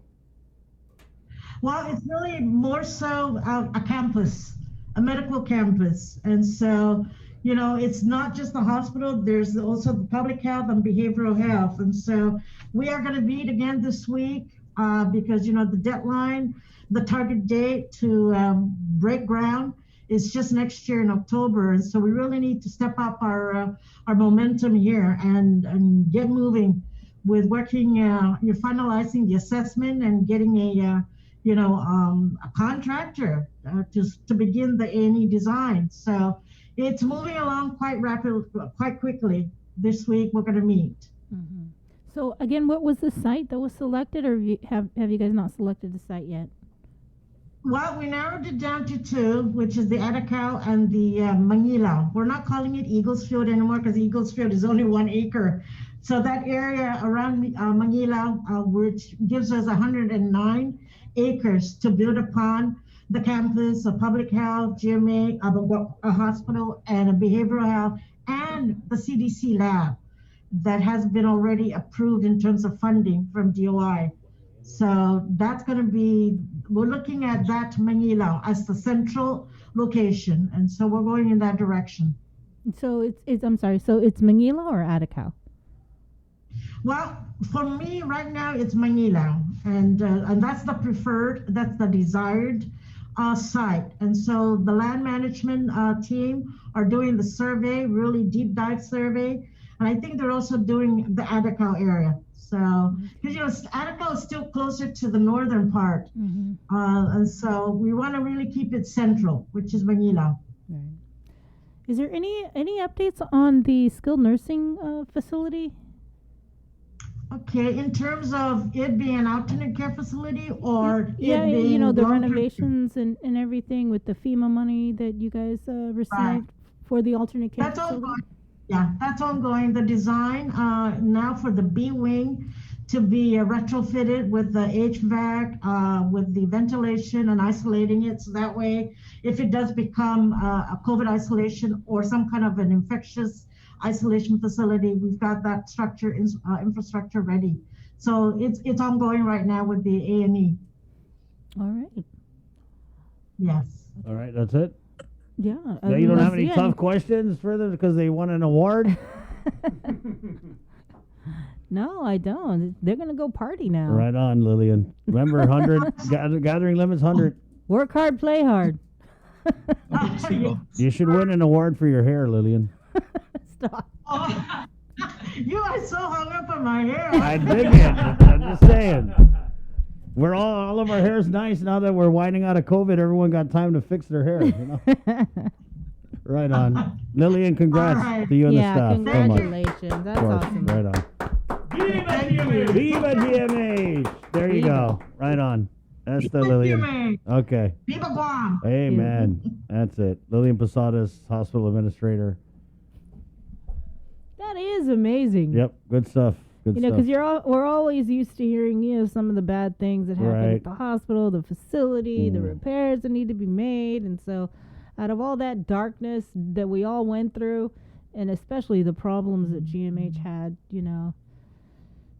that's such good news. Dr. Margaret Hattori Uchima was telling us, because she's the dean of the School of Health at UOG, and they train all the nurses, as they said, a lot of nurses don't want to be the richest person in the world.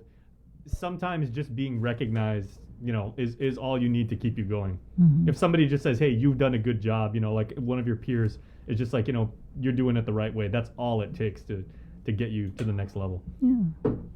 That's fantastic. That is awesome. 7:27. Good morning. We'll take a quick break, and we're coming back with Mayor Paul McDonald and Mayor Jesse Allig right here on the link, which is brought to you by East West Rental, Calvo Enterprises, IT&E, and our friends at Jack in the Box. We're Jack in the Box. We did those cheddar biscuits. I'm going to try and hook some up for us this week, too, Bree, because I know you were out. We inhaled those cheddar biscuits. Yeah, they were good. They come with you can either get it with bacon, egg, and cheese, or sausage, egg, and cheese. Joser, I had the bacon. The sausage, of course, it's great. The cheddar's baked right into the biscuit.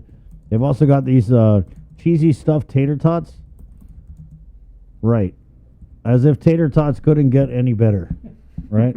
Right, Jay? I know you're a tater tot guy. Tater tots.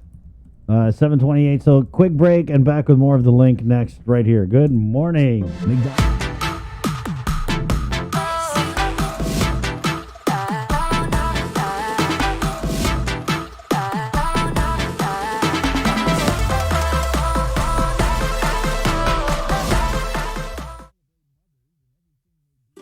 KUAM's multi-platform morning show, The Link, just got a little more delicious with Feed Me Fridays. Chris, Sabrina, Jason, and the rest of the morning crew will take some time each Friday to talk food, taste food, and bring you all the latest and greatest in food from King's Restaurants and Ruby Tuesday Guam, old faves, new hits, and everything on the menu in between. It's Feed Me Fridays on The Link.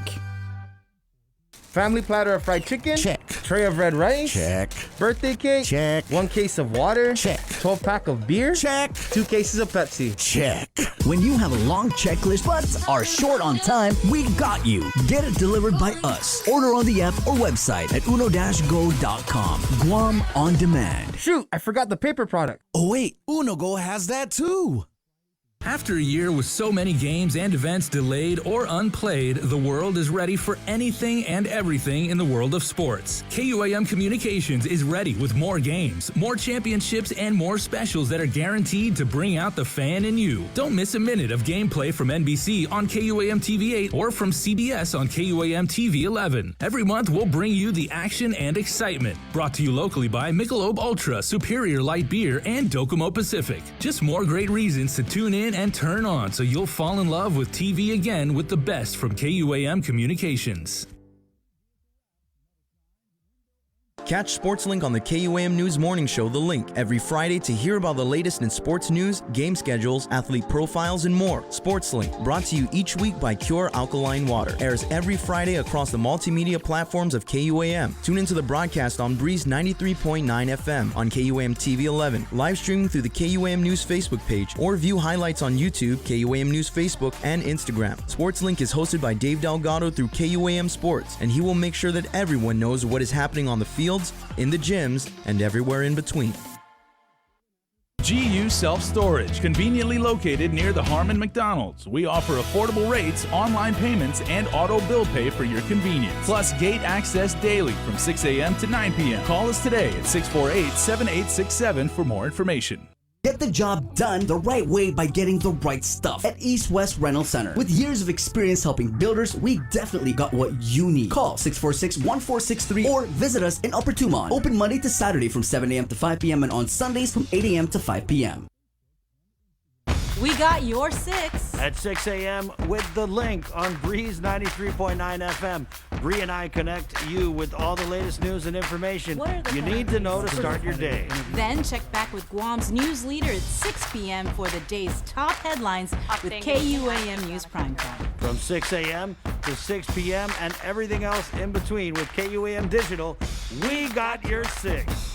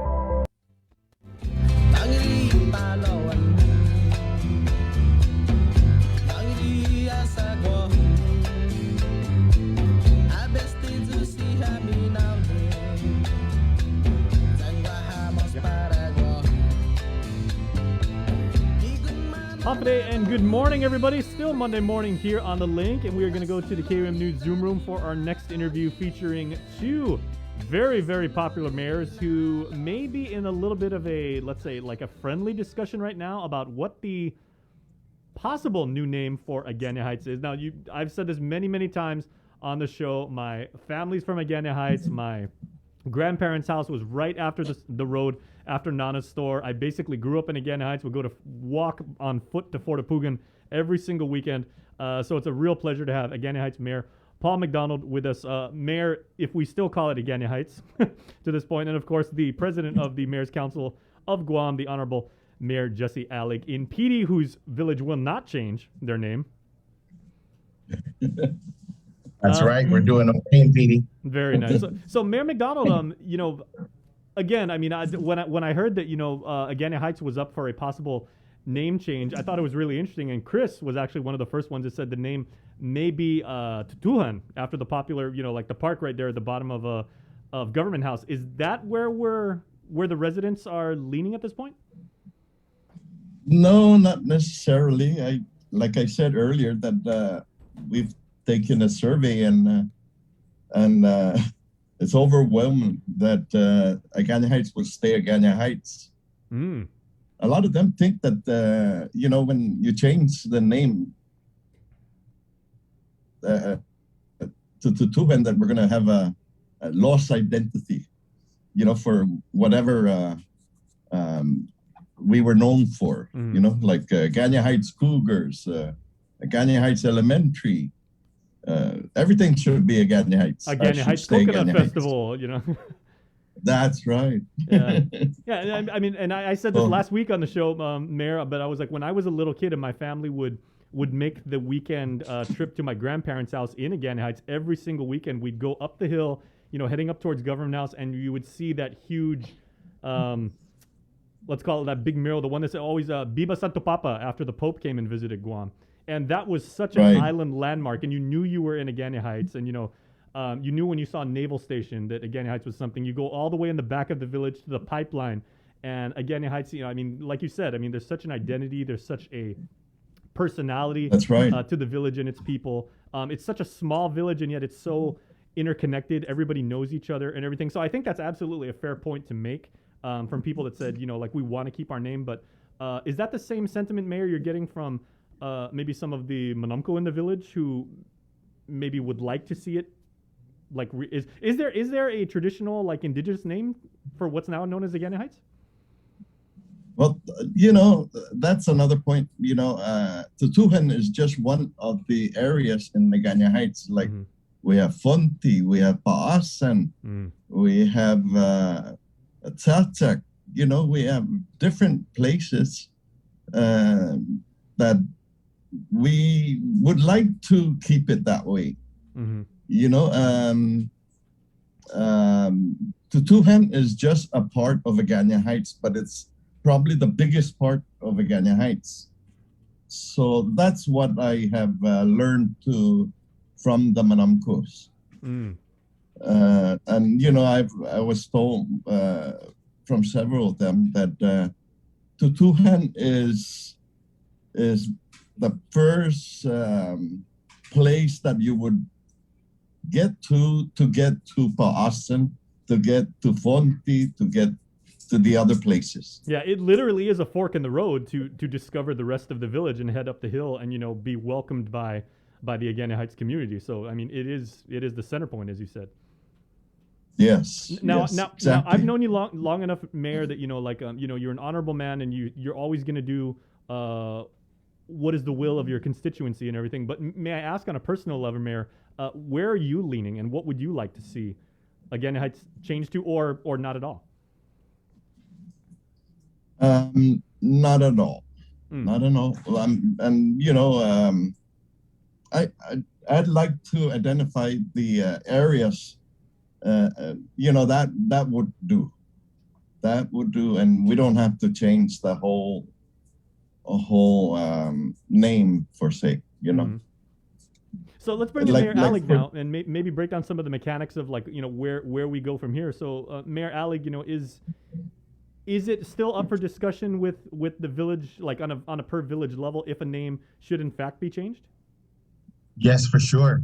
As a matter of fact, I think Agana Heights is having their own village meeting tonight, and the Commission Finutsa Moro, they're accommodating the request from the mayor, which I think is a great avenue to listen to the people's concerns and their ideas, and of course the mayor's. Definitely the mayor carries weight in this decision based on what his people would like, his constituents would like. The Mayor McDonald makes a very good point, and I agree with that point as far as identifying the place names. So Commission Finutsa Moro is working on two different projects. One, it's reestablishing the village names and making them, or ensuring that they're spelled correctly based on the current orthography. So that's one project, and I think that's where Mayor McDonald is at right now with the Agania Heights name. But I think the other part of the project or the Comisión Finot-Zamora is actually identifying place names within the village, which again, I agree with Mayor McDonald, because in PT as well, I would like the same to identify the place names within the village that are, the original Chamorro names of those villages, because like Mayor McDonald and many other mayors, we hear it from the Armanamco about the different place names, but we don't know where it begins and where it actually ends. And then of course the spelling, right? So for a lot of people, spelling makes a difference these days. And so that part is definitely important. And so public opinion is also important, and that's why the Commission has these public hearings. They'll have another one for the northern villages, but then this whole process definitely goes through the legislative process itself. So the public will definitely have more opportunities to weigh in on it. I was looking at one of the Facebook comments about the confusion between Tutuhan and Tatuha, and that's a perfect example, because if Mayor McDonald and his residents decide that they're going to name their village Tutuhan, guess what? Tutuhan is proper. But Tatuha, in my own opinion, is certainly not proper, because Tatuha is a made-up name. Yeah. And I've always disagreed with it, because, and you'll actually check with Dr. Underwood, because the name of the municipality is actually Tamuning. And so that's where we go into naming place names. So if you want to identify place names, then that's where you name Tomhom and Harmon. But then again, Harmon is not a Chamorro name. Mayor, so, please say it right. It's Huntman, okay? So, that's the confusion. And I think where we start to add on to the actual municipal name, to the municipality's name or the village's name, it creates, I think, more confusion. And so, again, I don't know what I used to live in Tamuning. I grew up in Tamuning, so I could definitely say what I would agree to. But, the residents of Tamuning and the mayor would definitely have to hash that out as well. Right. But, so that Tutuhan and Tatuha are certainly two different names. Tutuhan is a more proper name, and that's again what the Commission is trying to do. Tatuha is just Tamuning, Tumon, Harmon. They took the first two letters of each of those villages and made it one. Mayor McDonald, though, you said before we went on that you had a survey where you surveyed the village residents. So can you give us the results of that? Yes, we had the first 20 come in, and the survey for the 20 is 16 against and 4 are for the change. So you can see the difference, no? That's pretty substantial. Yeah. Yeah. Yes. Yeah, like Mayor, I remember in the mid 90s when or late 90s when Agania was changed to Hagatnya, and again with my family having its roots in Agania Heights, everybody was like, okay, so are we now calling it Hagatnya Heights? To follow along and be uniform. And I know that's been like a little bit of a point of contention depending on who you ask over the years. Yeah, I what do you call it? I question also where did Agania come from? Mm-hmm. Because now we went from Agania to Hagatnya, but you've still got Agania Heights, Agania River, Agania Swamp, Agania Springs, East Agania Bay, and like that. So. Yeah. So I would that change also, or just for the Chamorros, just for the indigenous people? But I don't think so. I don't think it ever changed, because, like you said, the identity of those areas are known to be Agania Springs. Mm-hmm. Agania Swamp. Hagatnya Swamp is I don't hear it at all. Yeah. Well, Mayor McDonald, I do want to ask something. This has been like a long-standing point of confusion, I know, for Guamanians, for many generations. Governor Carl Gutierrez's house, Mayor, is that Sinahanya or is that Agania Heights? That's definitely Agania Heights. Actually, Agania Heights extends over to a Bishop M. Gardner. that is the noted boundary. Because everybody always And, asks a that, lot and of- a lot of people want to claim it because it's obviously it's a beautiful house. It's this it's this wonderful palatial mansion, if you will. Like Wow. Sorry, I always thought that was Sinania, but No, as a matter of fact, the Sinahana post office is in Naganya Heights. oh man, You know, maybe we should get Mayor Hoffman on the line too. How does Mayor Hoffman feel about that? but basically, it was, remember when the district came up, the Yeah. district voting? Yep. It was definitely identified because Senator Eddie Duenas ran under the district of Agana Heights, and he wanted it identified, that his house is definitely in Agana Heights. Where he lives, former Senator Eddie Duenas. Where? It's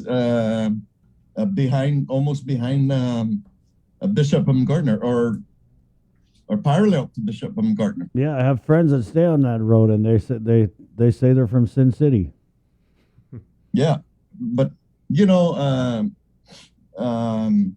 many of the people that live in that boundary area was in Sinahan at one time, but when the urban renewal came in, they were relocated into Agana Heights. And that's why a lot of those people are saying that they're from Sinahanya. Wow. So you're saying so Governor Gutierrez property definitely Agana Heights. You're saying I mean the Friary Yes, it is. the Friary definitely Agana Heights. Yes, Father Gus Gumatauto for the deceased is in Agana Heights. Well, can I ask something now, Mayor Alec, on a more macro level? This is a fascinating conversation, and certainly the feedback of the villagers, as you said, going to greatly be taken into consideration towards the ultimate decision. But we've seen, and we had you on a few weeks ago, and you said the overwhelming majority, if not all of them, of the southern villages who are candidate for a name change are all in agreement they would like to reclaim their proper names. What are you seeing as far as your feedback from the other municipal leaders about what the feedback is from the central and northern villages? I think for the most part, for the central villages, I think that most of them are okay with the change that the Commission is suggesting, and I think that really it's only Sinahanya and Asan. I think it's Agana Heights that has the turbulence.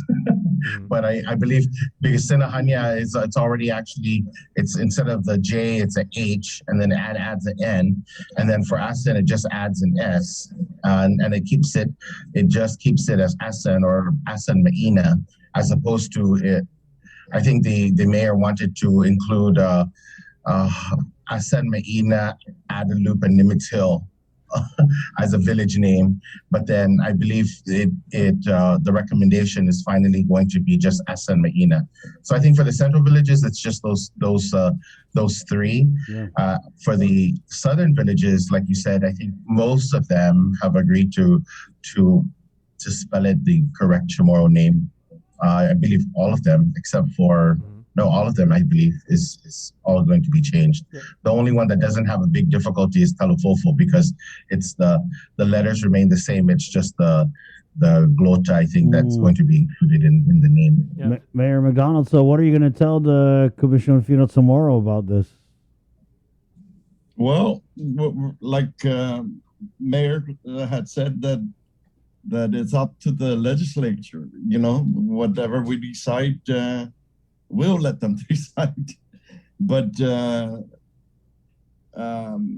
it's a hard decision. I know, but it should stay Agana Heights. It should stay Agana Heights.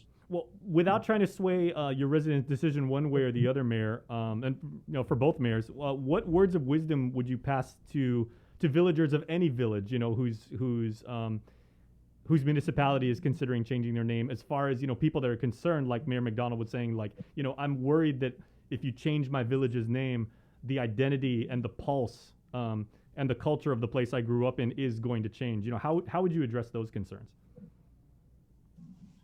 Well, again, I'd say we'll leave it up to the people to decide, because we're actually the ones that are going to be affected, and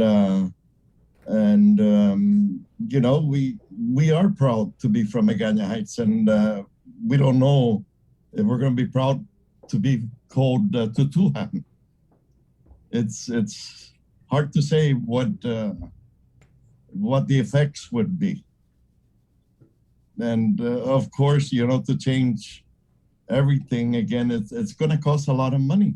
For Agana Heights Elementary, the Agana Heights people that have learned to accept Agana Heights as their home. It's just, I don't know. Yeah, I don't know. Mayor, but what will you say to those people who look at this and say, well, it's just the way it has to be because we're going back to the Chamorro way? Well, like I said again, I don't know. It's well, Mayor, let me ask this: what did you call it when you were a kid? Agana Heights. When I grew up here all my life. I was born here. And I grew up here. And when we're going to places in Agana Heights, we would tell them, we're going to Fonte. Yeah. We're going to go Fonte to swim.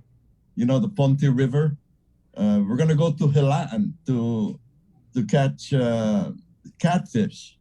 Or we're going to go to the Tsasak to see where they were making coffins over in the boundary in Sinahan. Tutuhan is where the movie theater was. By the Fiery. The Gateway Theater is Tutuhan, where I know it was. Naval Hospital is another place that we go to, like even Fort Apugan. Yep. Fort Apugan is known to be a Apugan. Oh, Mayor, I got another one for you, Mayor McDonald. Does Agana Heights claim White Lady Bridge, or is that Maina? That's where the boundary is. That's the boundary. Yes, the Fonte River is right there. So anything past the bridge is Maina, and anything on the other side of the bridge is Agana Heights.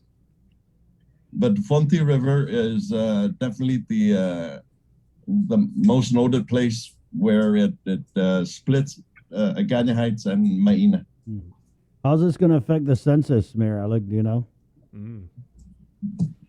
Well, you know what, the goal, so let me just say though that the law is the law, right? And the law allows authorizes or mandates the commission to ensure that the Chamorro village, the village names and the place names are in Chamorro and spelled correctly based on the orthography. So that just remains. Do I agree with the changes of the village names? For those that are similar, like Malesso and Haget, perhaps it's okay. Of course, there's issues, right? Everyone has issues with changing mailing address, so on and so forth. But again, we did that for Hagatna and everything is fine. But I'll agree that leaving Agana Heights is probably better left Agana Heights, where I will focus more of my energy on and more of my support for the Commission's work is really the place names. And Mayor McDonald articulates that very well, because I used to hear it from my grandparents and my aunties and my uncles about going to different places in PT for different things. And that's what we've lost. And if there was anything we want to bring back, or I would want to bring back, at least for the residents of PD and perhaps the other villages, are the village place names, because that is important. When we name roads and we name businesses. A lot of times it's based on place names, and so the spelling these days it's all wrong. I mean, there's a word that we could use that's probably not appropriate for radio, but I mean, it's that those types of things I think need to be corrected, and those types of things need to be established for our generation and for future generations. It will affect census definitely based on the final outcome, because the work of the commission actually wants to get all of this detailed in maps, which I think is very useful for all of us. Yeah. And so that when you're using GPS, you'll see it. I mean, just like if you were in the mainnet. So it affects everyone in every way based on how we live these days, because technology kind of runs the world, and that's just where I think the commission is heading forward. Sabrina? Have you guys formalized your concerns to your oversight chair? No. The work is being done with the commission right now, and once the commission is finished with their village meetings, we'll take it from there. But I have not had any interaction with our oversight chair on the village placements. Okay. Anything? What's the latest with Liberation? What are the plans for Liberation Day? Should you tell them correction about the memorial ceremonies will continue. Well, I can probably have an update for you next month on the plans for those ceremonies that we have already talked about. But we don't. Other than that, we don't have any other plans for Liberation. I believe the governor and the lieutenant governor have made some plans, but you'll have to confirm with them. Well, there's a few things that I want to mention on the mayor's council side. Okay. So the GPA disconnections and the GWA disconnections, it's important for our people. What I think GPA will be announcing this week, that there's going to be these community outreaches in Barrigada beginning Wednesday at the Barrigada Community Center from 9 to 12. And this is regarding their power disconnections. If any resident has questions on their power bill, the customer service representatives will be available at the Barrigada Community Center this Wednesday from 9 to 12. And I'm not biased on this. The GPA just called, but they asked if they could use a PD center, and I offered the social hall in PD for Friday. And so they'll be in PD on Friday from 9 to 12 as well. The customer service department will certainly be weighing the crowd on Wednesday and Friday to see if they need to do more outreach to the residents regarding their power disconnection. I know that's a big deal. And then the other two things, the governor signed into law, Public Law 36-20, I believe it was, and it's regarding the qualifying certificates, where the villages now, the municipal facilities, are able to qualify for the community contribution grants from the qualifying certificate. So that's important for villages, because we rely mostly on the general fund for our operations and for everything we're doing in the village. And so now the municipal planning councils and the mayors can actually apply for these grants in hopes to renovate facilities and anything related to the criteria that GITA sets for this grant program. So that's definitely a big plus for us in the mayor's council side. And then a big deal for most residents is going to be the Farmers to Families program, food box program. May is going to be the last month for the program, and that's the food box program, where it includes produce and chilled and frozen items. And that's a federal USDA grant that was awarded to one of our local companies that distributes that to us, and in turn we distribute that to the community. So for those products, May is going to be the last month. And again, basically it's the same process. They just coordinate the request with your mayor's office to ensure that you can get a box. And we're hoping to work with the distributor to see if any further months can be extended or can be provided. But at this time, May is the last month. That is separate, though, from the food commodity bags that we received from the TFAP. So there's still no end date for those food commodity bags, and the bags are the dried goods that come from also from USDA. Right on. Mayor, can we just get a quick roundup on the stray dog, cat, chicken status? Real quick, though, because we only got a minute. Well, yeah, so there's no, we're the mayors are still catching dogs. We still have the big problem with game at the capacity, and that capacity problem has not been fixed. And we're hoping that with the ARP, we can fix that. We can fix that problem. But yeah, it's the villages are continuing to catch dogs and cats, but there's still a problem at game with capacity. All right, Mayor Alec, thank you for bringing the discussion this morning on Agana Heights. I got to say, your recommendation though to not change it, to leave it the way it is, it's going to end up being the only village that's in English. All this, right? and the meeting is actually at Thursday. Okay. At the Agana Heights Senior Citizen at the 6:30. Okay, so Thursday 6:30, Agana Heights. I don't even know what to say anymore, guys. AH. I'm just feeling all my cellos who have the AH tattooed on them. They have to go and change it now. Thank you. Agana Heights Drunkers. All right, you're having too much fun now. It's 7:59, guys. We're going to take a quick break and come back on KUAM TV. So the link continues next. Good morning.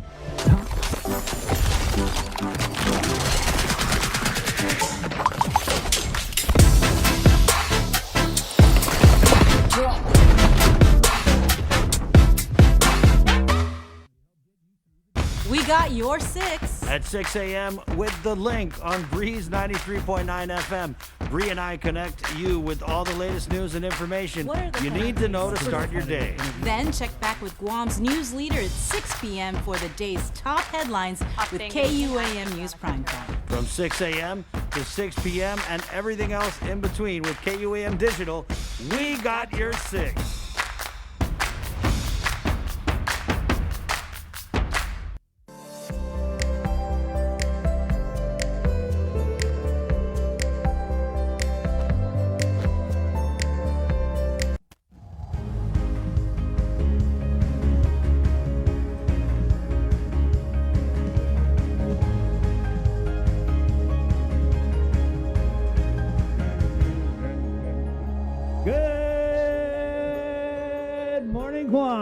Good morning, KUAM TV. It is 8 o'clock. And welcome to The Link. My name is Chris. I'm Sabrina. Yep, back in studio. Sabrina Salas Mantanani, the show. Good morning. Happy Monday, by the way. Proudly brought to you by East West Rental, IT&E, Calvo Enterprises, and our friends at Jack in the Box. At 8:02 now, here's who's coming up on the show. Dr. Michael Lum. One Love Pediatrics and the Physicians Advisory Group, talking about vaccinating the children. He's on the way here this morning on the link at 8:02 again. Let's go ahead and jump into the news now with the very latest from the KUAM News team. Sabrina Salas Mantanani. Good morning, Sabrina. Hafaday, good morning, everyone. The Department of Public Health issuing an amendment to its new quarantine protocols. According to the amendment, arriving travelers by air or sea originating from a country the World Health Organization has issued a transmission classification as having no active cases or imported sporadic cases will not have to quarantine at a government facility. However, they will still have to quarantine for 10 days at their personal residence or rental lodging facility. The arriving traveler also does not have to have a negative PCR test. Additionally, individuals who are in government quarantine or who are in home quarantine and are fully vaccinated are authorized to be released from quarantine so long as they're able to verify they've been vaccinated and sign a declaration of vaccination. They must also comply with symptom monitoring for the duration of their quarantine. And with more on the protocols and press conference the governor held on Friday, here is Isaiah Uggan.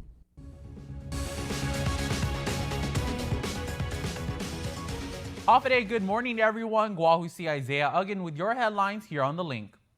Governor Lulian Guerrero ordered the easing of quarantine restrictions for those who are fully vaccinated and for certain other special groups effective midnight May 15. We'll have more on that in a moment, but first, Nestor Lacanto reports on the governor's news conference announcing her new executive order. Alright, you're gonna feel small poke. The governor acknowledged it's a big step, but she's confident that vaccinations are the silver bullets that will protect the community against the spread of COVID. Again, our goal is to make COVID-19 vaccine accessible to all eligible individuals. We will announce a hotline to call shortly. We will also continue aggressive educational outreach efforts for those still hesitant to get vaccinated. We want to answer your questions and alleviate any concerns you may have. The governor's announcement comes on the same day that the CDC took an even bolder step with new guidance that masks are no longer necessary for the fully vaccinated. But she's not ready for that step yet. Mask to me is still a very significant portion of our mitigation efforts. So I am not implementing no wearing of masks. I continue to persuade our people to please protect yourself and protect our community. May 15 was supposed to bring more on the reopening of tourism, but with key markets such as Japan and Korea well behind in vaccinations, the easing will have little impact.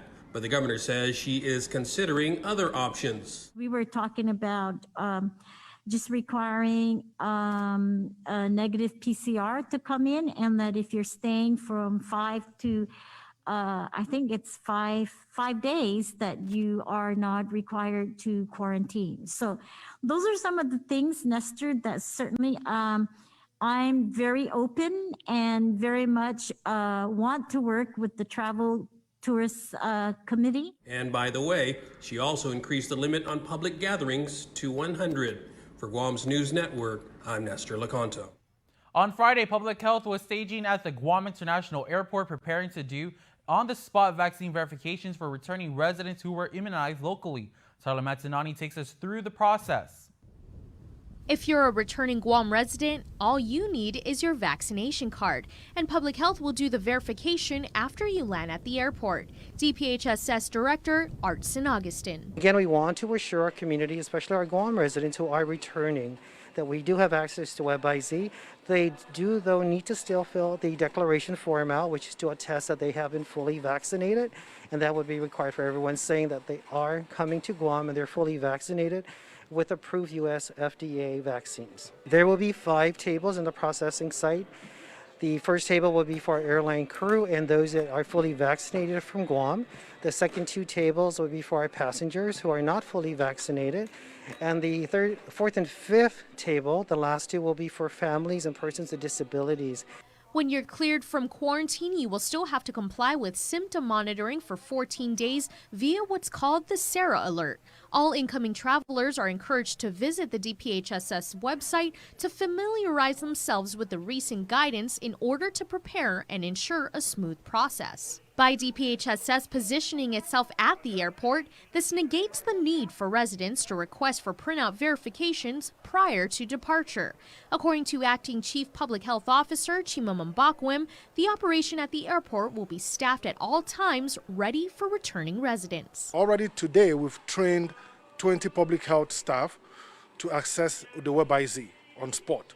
So what we did was have them train so that at the point of entry, we have people who are able to access the WebIZ to confirm if those people actually had their shots and they're fully vaccinated. If you are fully vaccinated but didn't receive your shot on Guam, then you must have secondary proof of verification in order to be exempt from quarantine. This could include a letter from the provider or health authority you received your vaccination from. DPHSS Deputy Director Terry Uggan says the recent lifted restrictions are an opportunity to celebrate, but we're still not in the clear. As long as we pull together as a community, clearly these are the milestones that we can be appreciating, and that is the opportunity to open up a little bit more, to be able to not necessarily relax the system, but encourage people to be vaccinated and see the positive results that can occur. Also effective on the 15th, Public Health will no longer accommodate pre-arrival requests for critical and essential workers. Requests for exemption from the government quarantine facility will no longer be necessary for essential travelers coming to Guam. Public Health will continue to accommodate requests for travelers with medical referrals or acute medical conditions that prevent quarantine in a hotel. Reporting for Guam's News Network, I'm Tyler Mazzanani. The GVB board resumed its debate on the so-called Airbnb program, but voted to slash the proposed budget from $3 million down to just $1 million. GVB wants to boost slumping arrivals by enticing the more than 500,000 American expats in nearby Asian countries to come to Guam for free shots. But a number of board members were concerned that it was too much money for an untested program. They also questioned expanding the program to include non-U.S. visitors. Board member Sony Adam made a motion to exclude non-Americans and reduce the budget to $1 million. Another member, Sam Shinahara, also sought to place an initial ceiling of $250,000 and require board approval to spend more. GVB Vice President Jerry Paris objected.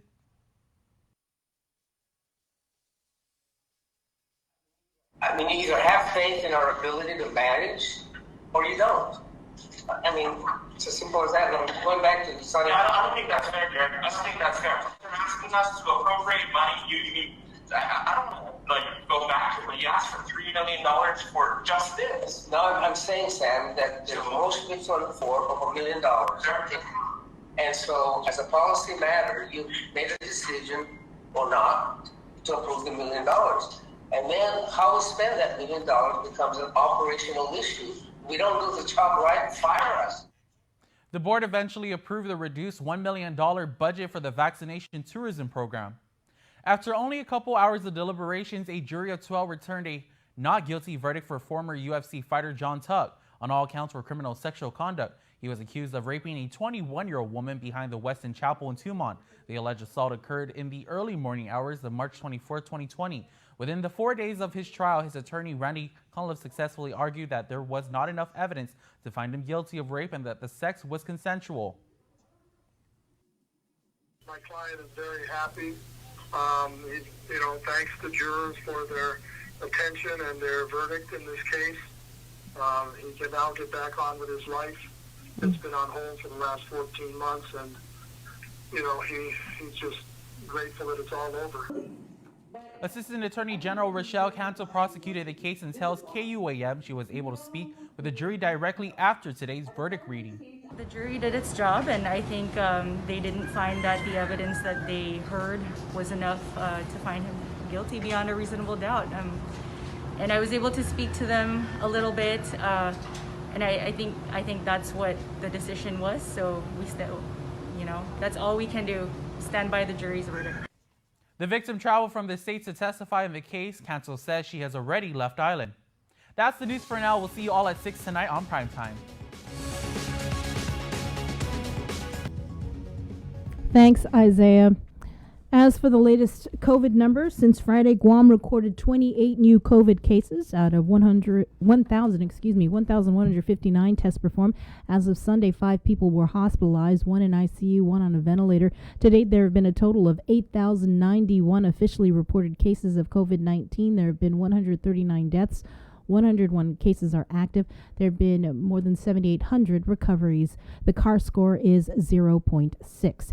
As for vaccinations, a total of 72,815 island residents have been fully immunized. COVID vaccination clinics in the meantime ramp up tomorrow at the OG Calvo Fieldhouse. Additionally, a COVID combination clinic will be held Tuesday where you can get tested and if negative, get vaccinated. The schedules for the vaccination clinics are available on our website. You can call or you can scan the QR code that's up on our Facebook screen or television screen and plan your shot. That COVID combination clinic, by the way, is being held at the old Carnival grounds in Teedzin. And just a reminder, vaccinations are now available for 12 to 15-year-olds. In other news, with the DeWitt warehouse fire in Harmon fully extinguished, the Guam Fire Department has began its investigation phase. GFD spokesperson Cherika Chargalov said the perimeter of the scene is secured and GFD is working with the owners of the building, insurance companies surrounding business establishments, and customers. As we have been reporting, last Wednesday, firefighters from multiple agencies were working to extinguish the deep-seated fire. DeWitt President Corinne Burking issued a statement late Friday stating, "With a quick response and collaborative effort by numerous fire agencies throughout the island and our fire protection wall, we were able to keep the fire from spreading further than the Record Center warehouse. However, we are disappointed to report that our Record Center is a total loss. All other aspects of our business remain unaffected. The fire cleanup and investigation are still ongoing. Port Authority of Guam General Manager Rory Respicio confirming that they use the company to store older documents. We were notified by DeWitt yesterday that our records have smoke, fire, and water damage. We are waiting more information from DeWitt on the full extent of the damage. We are hopeful that the documents we entrusted with DeWitt remain intact, and we will reserve comment until we really know the status of the documents in storage. A potential boon for outside the fence projects needing foreign skilled labor. USCIS is updating its policy guidance for certain H-2B employers on Guam and the CNMI that have contracts that are not directly tied to the military buildup. The new guidance refers to certain projects that support or are adversely affected by the military realignment. Under the expanded parameters of the National Defense Authorization Act, an H-2B employer is not required to demonstrate that the service or labor is temporary in nature if it starts before December 31st, 2023. This would seem to put them on similar footing with contractors who have direct military projects who were already exempt. Guam DOL said it welcomes the guidance and will assist contractors to get the badly needed supplemental skilled workers needed for ongoing and future contracting activity. GDOL says it plans to bring stakeholders together in the coming weeks to collaborate in the meeting the USCIS requirements. A human burial site discovered at the military construction site at Anderson South last Thursday is under investigation.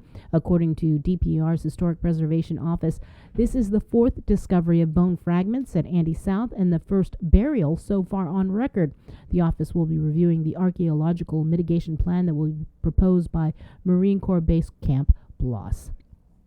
And with your news in Chamorro, here is Kin Concepcion. Buenos Napades to get some to be finut sa morgan ni KUAM News. Presenta ni Familian Mizo gi First Hawaiian Bank. Isa tali apas Public Unemployment Assistance pat PUA sa Federal Pandemic Unemployment Compensation pat FPUC sa manafanano para DCM man klaklama. Director del Department of Labor si David De La Sola report na 18 milyon pesos na salapi sa manafanlisto gi tiamam na temputati. Gi 18 milyon pesos 9.2 sa umano gato gi PUA 8.9 milyon pesos sa para FPUC sa 66 mil pesos malagwato gi Lost Wages Act. Mapatututu ni DOL para matutu na si David Ufan manispipya tsotso STCA na tawtagwi ni man mangklaklama da sinya Julio na mes na ma-implementa azo na reglamento.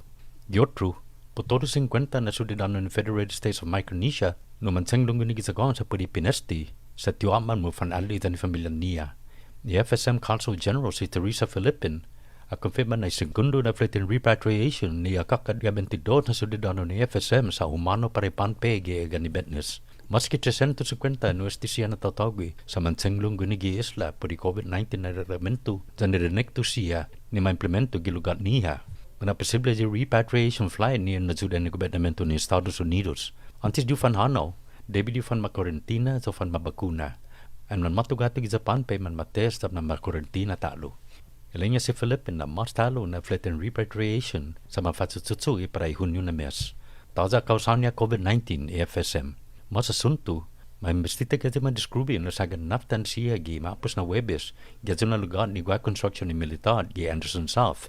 Maumenta ni Department of Parks and Recreation Historic Preservation Oficina na estime na 4 na sinada pidasunto lang siya gi Andy South. Definite na nasagan hinapod ni tiningo niya.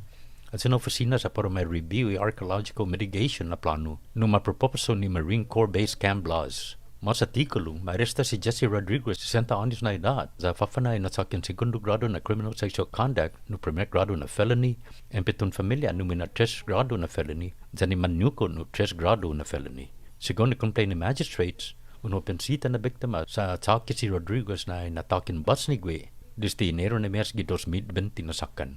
At so nilukit si Rodriguez na gimatso na mes, pinanito Gwe sa finengfang ilunya gato kontra iliga antes di uninikod. Yuto mo na sunto, maski 8.7 milyon pesos na tax return sa man ma-process ng Department of Revenue and Tax. Sa porfan bamel is-check huzong pat pumadeposita direktamento pago na semana. Este siya sa representados mid 900.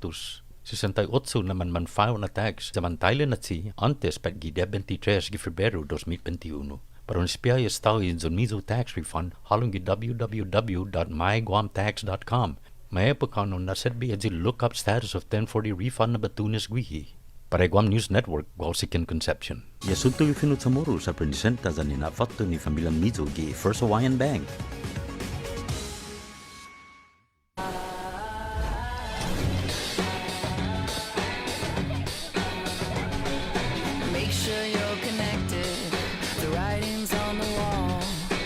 if your mind's neglected. Stumble, you might fall. Stumble, you might fall. Connection is a human necessity, one we need today more than ever. And with the new First Hawaiian Bank mobile app, you can stay just as connected to your finances. And it all starts with yes. And it all starts with yes. And welcome back. Let's head into the Zoom room where we get your work week weather forecast with our good friend Landon Idolette. Good morning, Landon. Hey, good morning. How are you all doing? We're doing all right. How are I'm things looking doing outside? well. We're not looking that bad at all. Repeat of the last couple of weeks. I did have a couple text messages over the weekend. People were saying, I thought it was the dry season because we have these showers passing over the island. And sure enough, we're still in the dry season, but we're starting to get into that transition phase. So we're going to have little pockets of showers and maybe an isolated thunderstorm now and then, but then we're going to still have phases of dry weather. So right now we're going to be in that dry phase, but eventually over the next month or so, we're going to be battling it out between the dry season and the coming wet season. So let me turn the camera around and show you what we're looking at this morning. Not much out there, just some spotty showers. It's a lot of sunlight out there, but some passing showers over the island. Zipping right by. They're not sitting in place, but they're moving right on by. And that's much the scene well upstream of us across the ocean to our east. All the showers and thunderstorms do persist across Micronesia, much where they've been the last several days. And you can see that lightning glittering across there in central and eastern Micronesia. That's where the convection's been holding steady, and that's going to be the scene for the next at least for the next week. We're going to see a little bit of that stuff bubble northward that could give us a slight chance of thunderstorms around midweek with a little bit more moisture, maybe a brief round of scattered showers. But again, most of that action is going to keep to our south where you see all these colors down there. So Jason, let's cue up the slides and we'll go into the forecast. So not much to speak of as far as headlines are concerned. Moderate risk of rip currents for Guam and the CNMI along east-facing reefs. The fire danger is down to moderate thanks to those showers that we had over the last several days. For Micronesia, the winds are howling across eastern Micronesia, so we have a small craft advisory in effect for Chuuk, Pohnpei, Kosrae, and Madro. The next slide, the current conditions holding steady across the board at 81 degrees across Guam and the CNMI. Winds are generally east to northeast at about 12 to 14 miles per hour. Dew point 75 degrees. Humidity up there around 84%. It feels like 87 degrees. Our rainfall yesterday just under a dime. The record for the day at 2.92 inches set way back in 1964. And for the month, we are above average at 5 inches, but just below average for the year. The next slide, our drought conditions are easing across the region. And that's the good news because of all the showers across Micronesia, plus the spotty showers we saw across the Mariana Islands the last several days. We do have a drought statement still being issued every 2 weeks for the Northern Marshall Islands. And so we've been putting out this bi-weekly drought information statement since, I believe it was March 19th, 2020. So we've been putting out routine drought statements for the region for over a year now.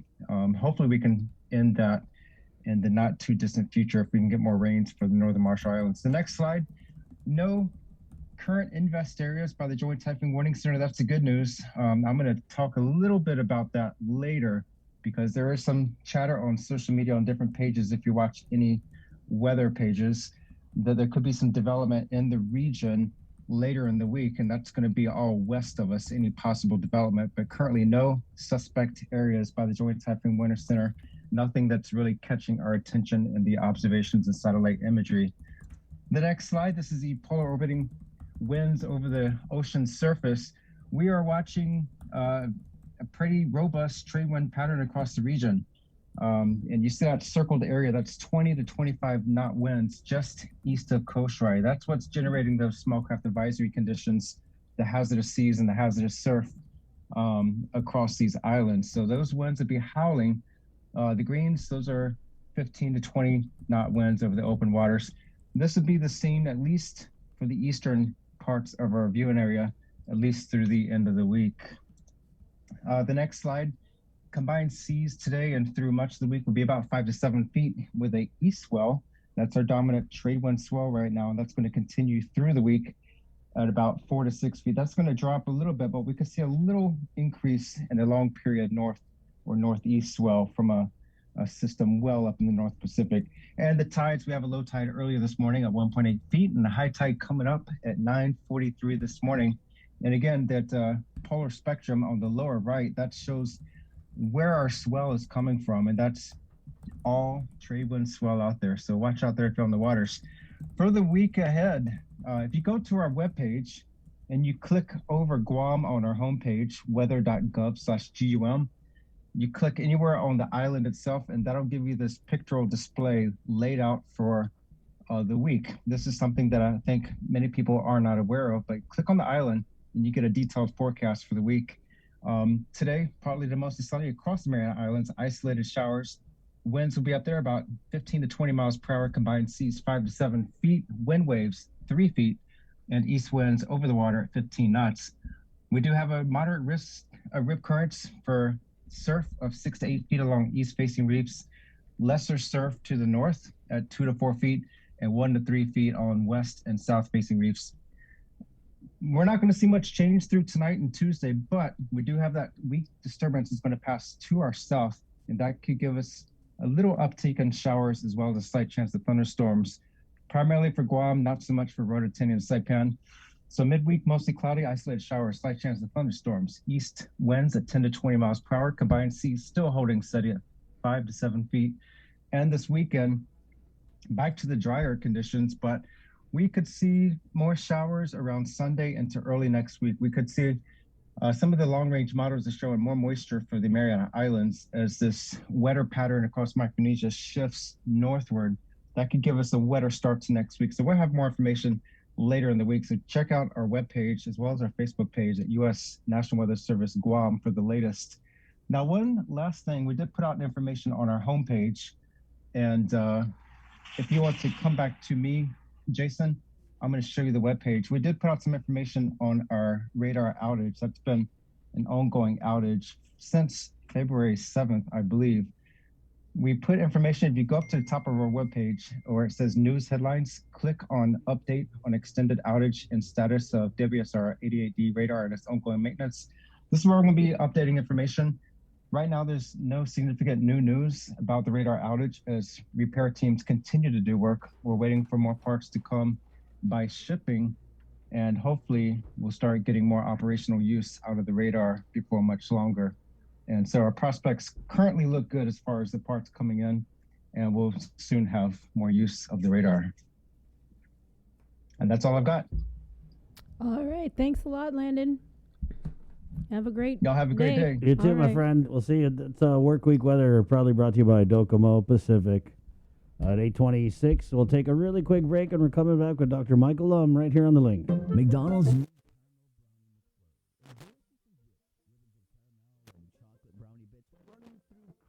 Get the job done the right way by getting the right stuff at East West Rental Center. With years of experience helping builders, we definitely got what you need. Call 646-1463 or visit us in Upper Tumon. Open Monday to Saturday from 7 a.m. to 5 p.m. and on Sundays from 8 a.m. to 5 p.m. The relationship between Guam and Manila, Philippines is undeniable as we share similar cultural traditions, history, and heritage, with generations of Filipinos calling Guam home. KUAM presents a monthly look at the capital city featuring in-depth and engaging interviews on everything from medical tourism to new business and government leaders. Veteran newscaster Nestor Lecanto delivers Beyond Our Borders. This special program is brought to you by the Bank of Guam and KFC. Looking for TV schedules, upcoming sports, or special presentations, or what you may have missed over the busy week you had? Well, look no further than KUAM Digital Digest. This weekly emailed newsletter puts all kinds of information in the hands of subscribers each and every week. Just subscribe and we will make sure you keep up with your favorites and stay informed and entertained throughout it all. Go to KUAM.com, click on the newsletter tab, give us your email address, and you are all set. Brought to you in digital partnership with King's Restaurant and Ruby Tuesday Guam. It's the KUAM Digital Digest, your weekly guide to the latest information and best entertainment on the stations and platforms of KUAM.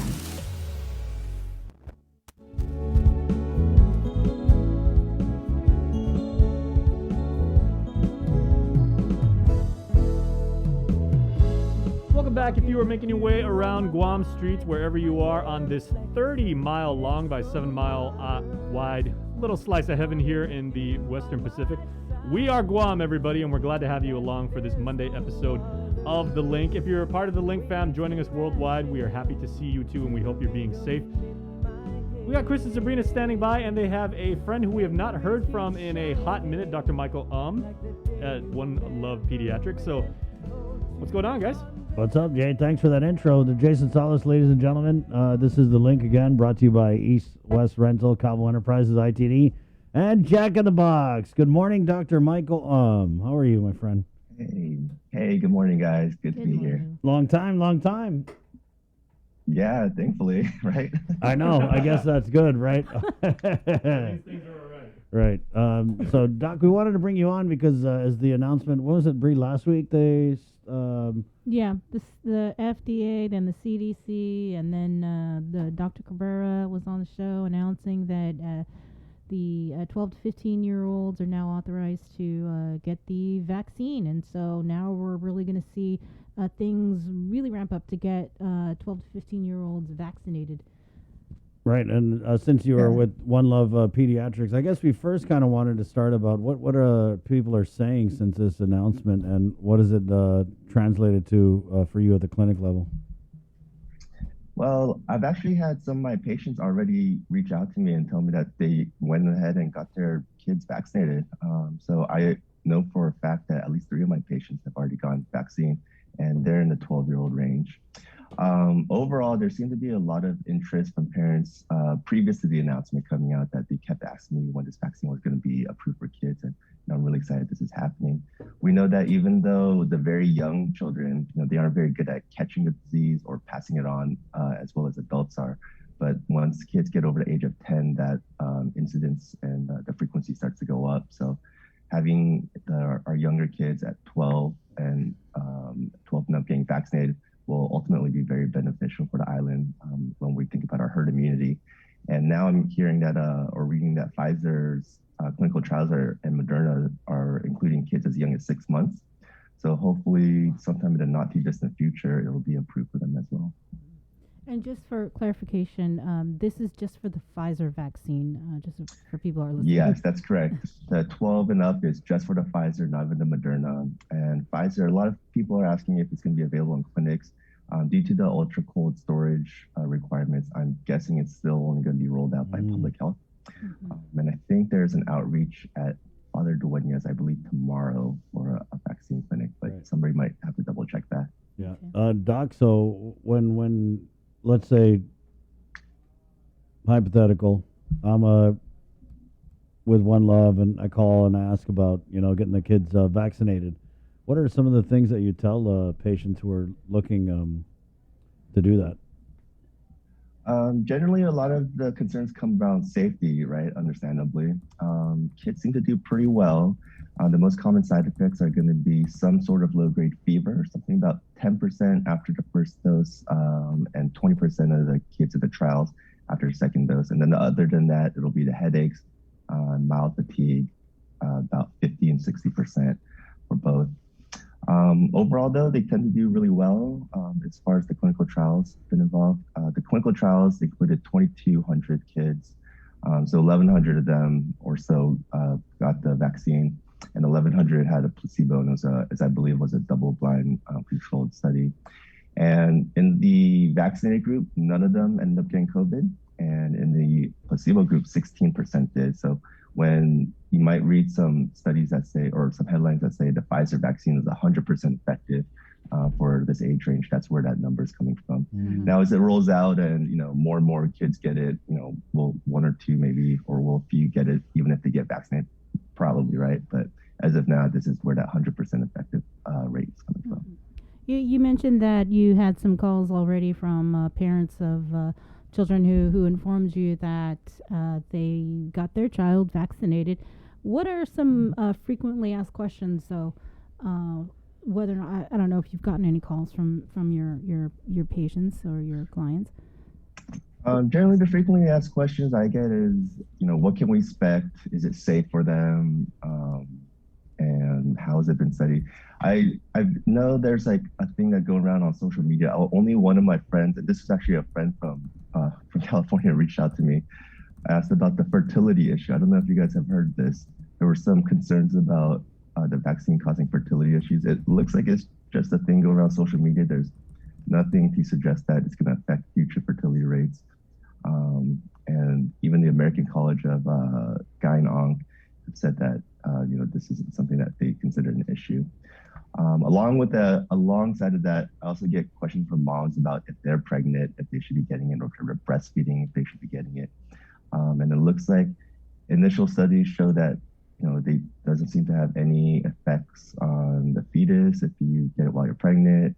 Breastfeeding should be fine, but the question everybody wants to know is there the data to show that? And because it's so new, of course, we don't have the data just yet.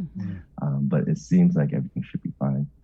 And then I usually include a little anecdote. So my wife we're expecting our first baby, and she actually got her first shot before she knew she was pregnant, but she definitely got her second shot even after she knew she was pregnant. And so far, everything's going well. For kids, when they get the shot, is it the same thing where you wait 3 weeks and then they get the second dose? Everything's the same? Yeah, everything's pretty much the same. The dosage is the same. The amount is the same. The frequency or the time that we have to wait is going to be the same as well. And then the same contraindications as well, right? So if you had a severe anaphylactic reaction to any component of the vaccines, then you don't want that. And if you had COVID, I think within the last 90 days prior, then you shouldn't be getting the vaccine. But thankfully, not too many of our kids have gotten COVID, so that shouldn't be an issue. Right. Doc, so when people the grown-ups get vaccinated, we hear this messaging a lot about still having to adhere to the safety measures, right, that prevent the spread of COVID. How do you as a pediatrician kind of communicate that to kids who are used to thinking whenever they go get these shots, like that, they get these shots and that's it, and they don't have to worry about tetanus or, whatever other kind of shots they're used to getting? Oh, well, I mean, it's important to remember that even after the second dose, you still need 2 weeks, right, to let your antibodies build up. So definitely between then, you should still be careful. But I think kids are actually very good about following the rules that are presented to them. So usually they're going to be in school, and schools are going to say you're going to have to wear your mask, you're going to have to keep washing your hands. And for now, I know the CDC came out with a guideline, or the recommendations rather than guidelines. But the decision was made on island to keep us safe until we get to that herd immunity stage. So up until then, I think it still behooves everyone to take the usual precautionary measures that we've been getting used to that got us here now, right? I mean, imagine where we are now or just look at where we are now compared to where we were like 6 months ago. I mean, you look at places like India and Brazil, and they're just on fire right now. And, it's not, I look at that, and it was not too far of a stretch to think that, if our hospitals got overrun, we could have been in a very scary predicament. Right. Yeah. Yeah, I just saw that thing in India where is that accurate, Doc? Where they're with the cow manure? With the what? Sorry? There's something with cow manure being touted as some kind of like oh my God.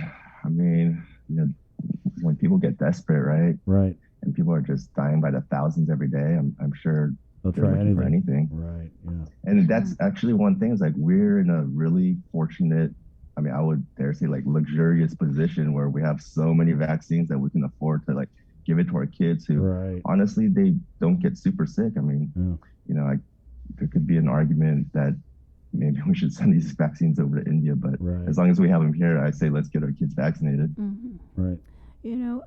Doc, what would you say to parents that are still kind of on the fence on whether, I should get my child vaccinated or not?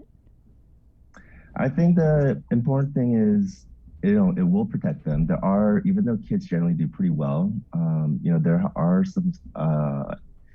some kids, a very small percentage, of course, that have become long haulers of COVID.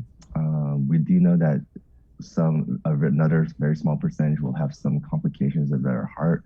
So for these athletes, it'd be nice if they were protected. Otherwise, they might have some complications that, that might need to be followed for a while. And then overall, just keep the family safe, right? So, the first line is that the parents get their shots, right? So they can keep the kids safe, because usually it's going to go from the adults to the kids.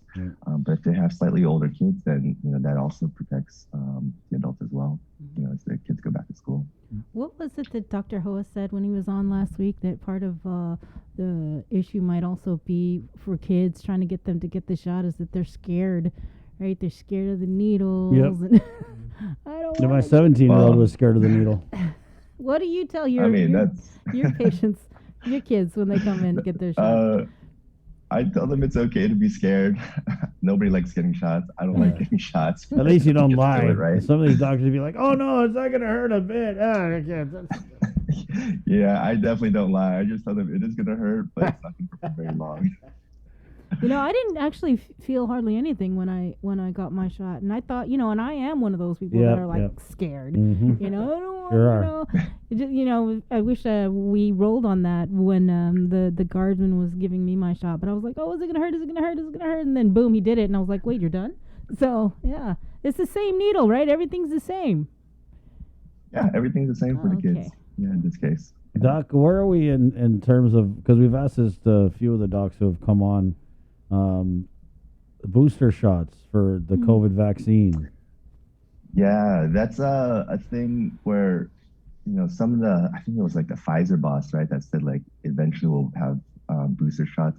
With the Pfizer vaccine though, against the UK variant, I was just reading a paper, it's about 95% effective against the UK variant, 75% effective against the South African variant. We don't have enough data yet on the Indian variant, but that's really what it's all going to depend upon, right? So if the virus mutates enough that it can start escaping the vaccine, then yeah, they're gonna have to come up with booster shots. But it's not way too early, but I think it's too early to tell for now if that's gonna be the case. And then the other thing is, because the vaccine itself is very new, we only have data so far, I think 6 months of data that says, hey, the antibodies are still there, you're still protected after 6 months. But we'll have to see as more and more data comes out. Like, wow, do you still have antibodies after a year? Do you still have it after 5 years? And if that's the case and it doesn't change that much, then maybe it's just a one and done. But I wouldn't be surprised if they later came out and said, hey, the vaccine or the virus has changed just enough that a vaccine a booster shot might be helpful. Maybe just for the more vulnerable population, but right. It wouldn't be surprising. That's so interesting because, I don't know if you guys know this on the doctor side, but time passes quicker during COVID. Like it's already May. Definitely. Right. So, when we say like, after the first year, that first year, it's kind of coming up. In just a few months. Doc, what about not COVID? What are we dealing with at the pediatric level with non-COVID? There's once kids got back to school, there was the same, common colds. There's, let's say maybe 5 weeks ago, I saw a really mild cold that was going around. It seemed like most of the adults were getting it, but not too symptomatic, and then passing it on to their kids. And then there was a stomach bug that was going around. But overall, nothing too crazy. Kind of what you expect. It's kind of weird because typically this time of year, there's not very many, cold kind of illnesses that come into clinic. But I think now that the return to school kind of stimulated like a little, petri dish where now we're passing the colds back and forth. My boy got that stomach bug. Serious. Yeah, my boy got that stomach bug. But I told him it was because he ate those flaming hot, whatever chips. Well, that's a good way to stay away from that ultra processed food. That's a good thing. What's your take on that, Doc? Because when I Googled it, because he didn't believe me. I was like, no, I just Google it. And I Googled it, and there were some stories about, kids overdoing it with those flaming hot things. Oh, I think it might irritate and give them a stomach ache a little bit, but I don't know if it's going to cause them 7 days of diarrhea. All right. Hopefully he's not listening. All right, Doc. And then I know that you chair the education committee on the Physicians Advisory Group, but since we've pretty much kind of gone back already and all that remains to be done is the full return to face-to-face, you guys don't really discuss much on the education committee? Yeah, we've been, the schools have been handling it on their own, and they've been doing a great job from what I can see. So there hasn't really been any issues where they needed the physician's guidance. So yeah, they got from here. They're doing great. Does that to you speak a lot to just the protocols that we put into place when we opened the schools? Because I remember at the time the schools were closed, there was that real conversation a lot of people were having. I mean, including people coming on the show who were worried about just the potential for transmission of the virus at the school level. I think it's a bit of that, and also, we've just learned a lot more, right, since all this has happened, and so we know the younger kids aren't spreading it very well. Airborne seems to be a more important form of transmission than we initially thought at the beginning, right? So keeping the areas well ventilated. But yeah, I mean, everybody was really very motivated to make school a very safe place for kids, and yeah, they've done a great job. I guess just finally, just what parents need to know when they take their child to get vaccinated, what they need to bring, etc. I think if they have some sort of age verification, that would be helpful. Although I think as long as the parent can sign off and say that the child is of age, and that should be valid. And then they'll probably have the same waiting period afterwards, right? After the shot. So you'll have that 15-minute wait period, and then 3 weeks in between the shots. Mm-hmm. And so I would say expect like some mild symptoms. With the younger kids, they probably will have a more robust immune response. So, expect maybe a low grade temp, some soreness, fever, or some fatigue. I mean, not all of them all at the same time, hopefully, but one of them will probably show up.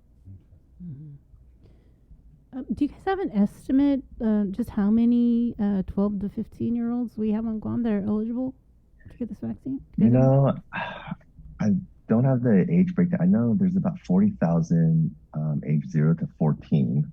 So probably, some slice of that, right? So, but yeah, as the FDA and CDC starts putting out recommendations that younger ages can get this, and hopefully we can capture all of that. Okay. Right on, Doc. Thanks. All right. Thanks so much, guys. I guess we'll talk to you again in 3-4 months. We'll see. Biannual check-in. Okay. Yeah, sounds good. There you go. All right. See you. Have a good day, guys. You too. Dr. Michael 8:45. Interesting discussion there. Is vaccinations now open for 12 to 15-year-olds? Mm-hmm. 8:46 now. We take a quick break, and we're coming back with more of The Link, and including Cover Me. We'll do Cover Me on the way right here. Good morning. Catch SportsLink on the KUAM News Morning Show, The Link, every Friday to hear about the latest in sports news, game schedules, athlete profiles, and more. SportsLink, brought to you each week by Cure Alkaline Water, airs every Friday across the multimedia platforms of KUAM. Tune into the broadcast on Breeze 93.9 FM, on KUAM TV 11, live streaming through the KUAM News Facebook page, or view highlights on YouTube, KUAM News Facebook, and Instagram. SportsLink is hosted by Dave Delgado through KUAM Sports, and he will make sure that everyone knows what is happening on the field, in the gyms, and everywhere in between. KUAM's multi-platform morning show, The Link, just got a little more delicious with Feed Me Fridays. Chris, Sabrina, Jason, and the rest of the morning crew will take some time each Friday to talk food, taste food, and bring you all the latest and greatest in food from King's Restaurants and Ruby Tuesday Guam, old faves, new hits, and everything on the menu in between. It's Feed Me Fridays on The Link. Family platter of fried chicken? Check. Tray of red rice? Check. Birthday cake? Check. 1 case of water? Check. 12-pack of beer? Check. 2 cases of Pepsi? Check. When you have a long checklist but are short on time, we got you. Get it delivered by us. Order on the app or website at uno-go.com. Guam on demand. Shoot, I forgot the paper product. Oh wait, UnoGo has that too.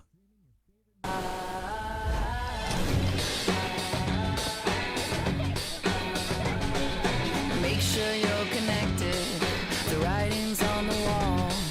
'Cause if your mind's neglected, stumble you might fall. connection is a human necessity, one we need today more than ever. And with the new First Hawaiian Bank mobile app, you can stay just as connected to your finances.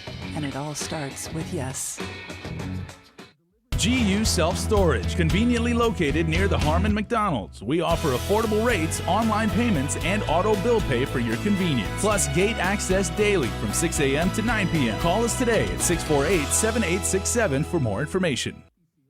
The world of television is more exciting than ever. Don't miss a minute of special presentations from NBC on KUAM TV 8 or from CBS on KUAM TV 11. Every month, we'll bring you the fun and excitement of award shows and red carpet moments, special series presentation, and other great network programs. Brought to you locally by King's Restaurant, Ruby Tuesday Guam, Bud Light Seltzer, and Docomo Pacific, giving you more reasons to tune in and turn on. Fall in love with TV again with the best from KUAM Communications.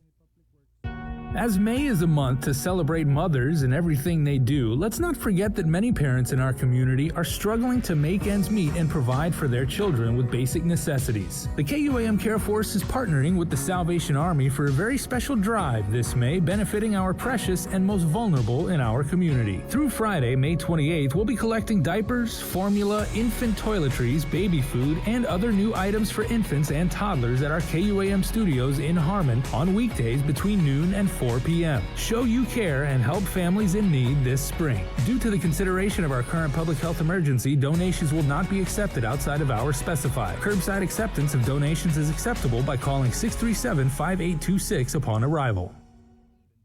KUAM Communications and Denny's Guam presents Mamapreneurs, a special multi-platform series throughout the month of May showcasing mothers who are also local entrepreneurs in our community. In commemoration of Mother's Day, during weekdays in May, we'll feature daily profiles of these multitasking mamas and their businesses. Additionally, on KUAM News Primetime every Monday in May, we'll showcase a different enterprising mamapreneur. Check out our online directory of all these businesses as well on KUAM.com. And if you know a mamapreneur we should feature, send us a message on social media or email executiveproducer@KUAM.com. Mamapreneurs is brought to you by Denny's. Guam's Diner is always open.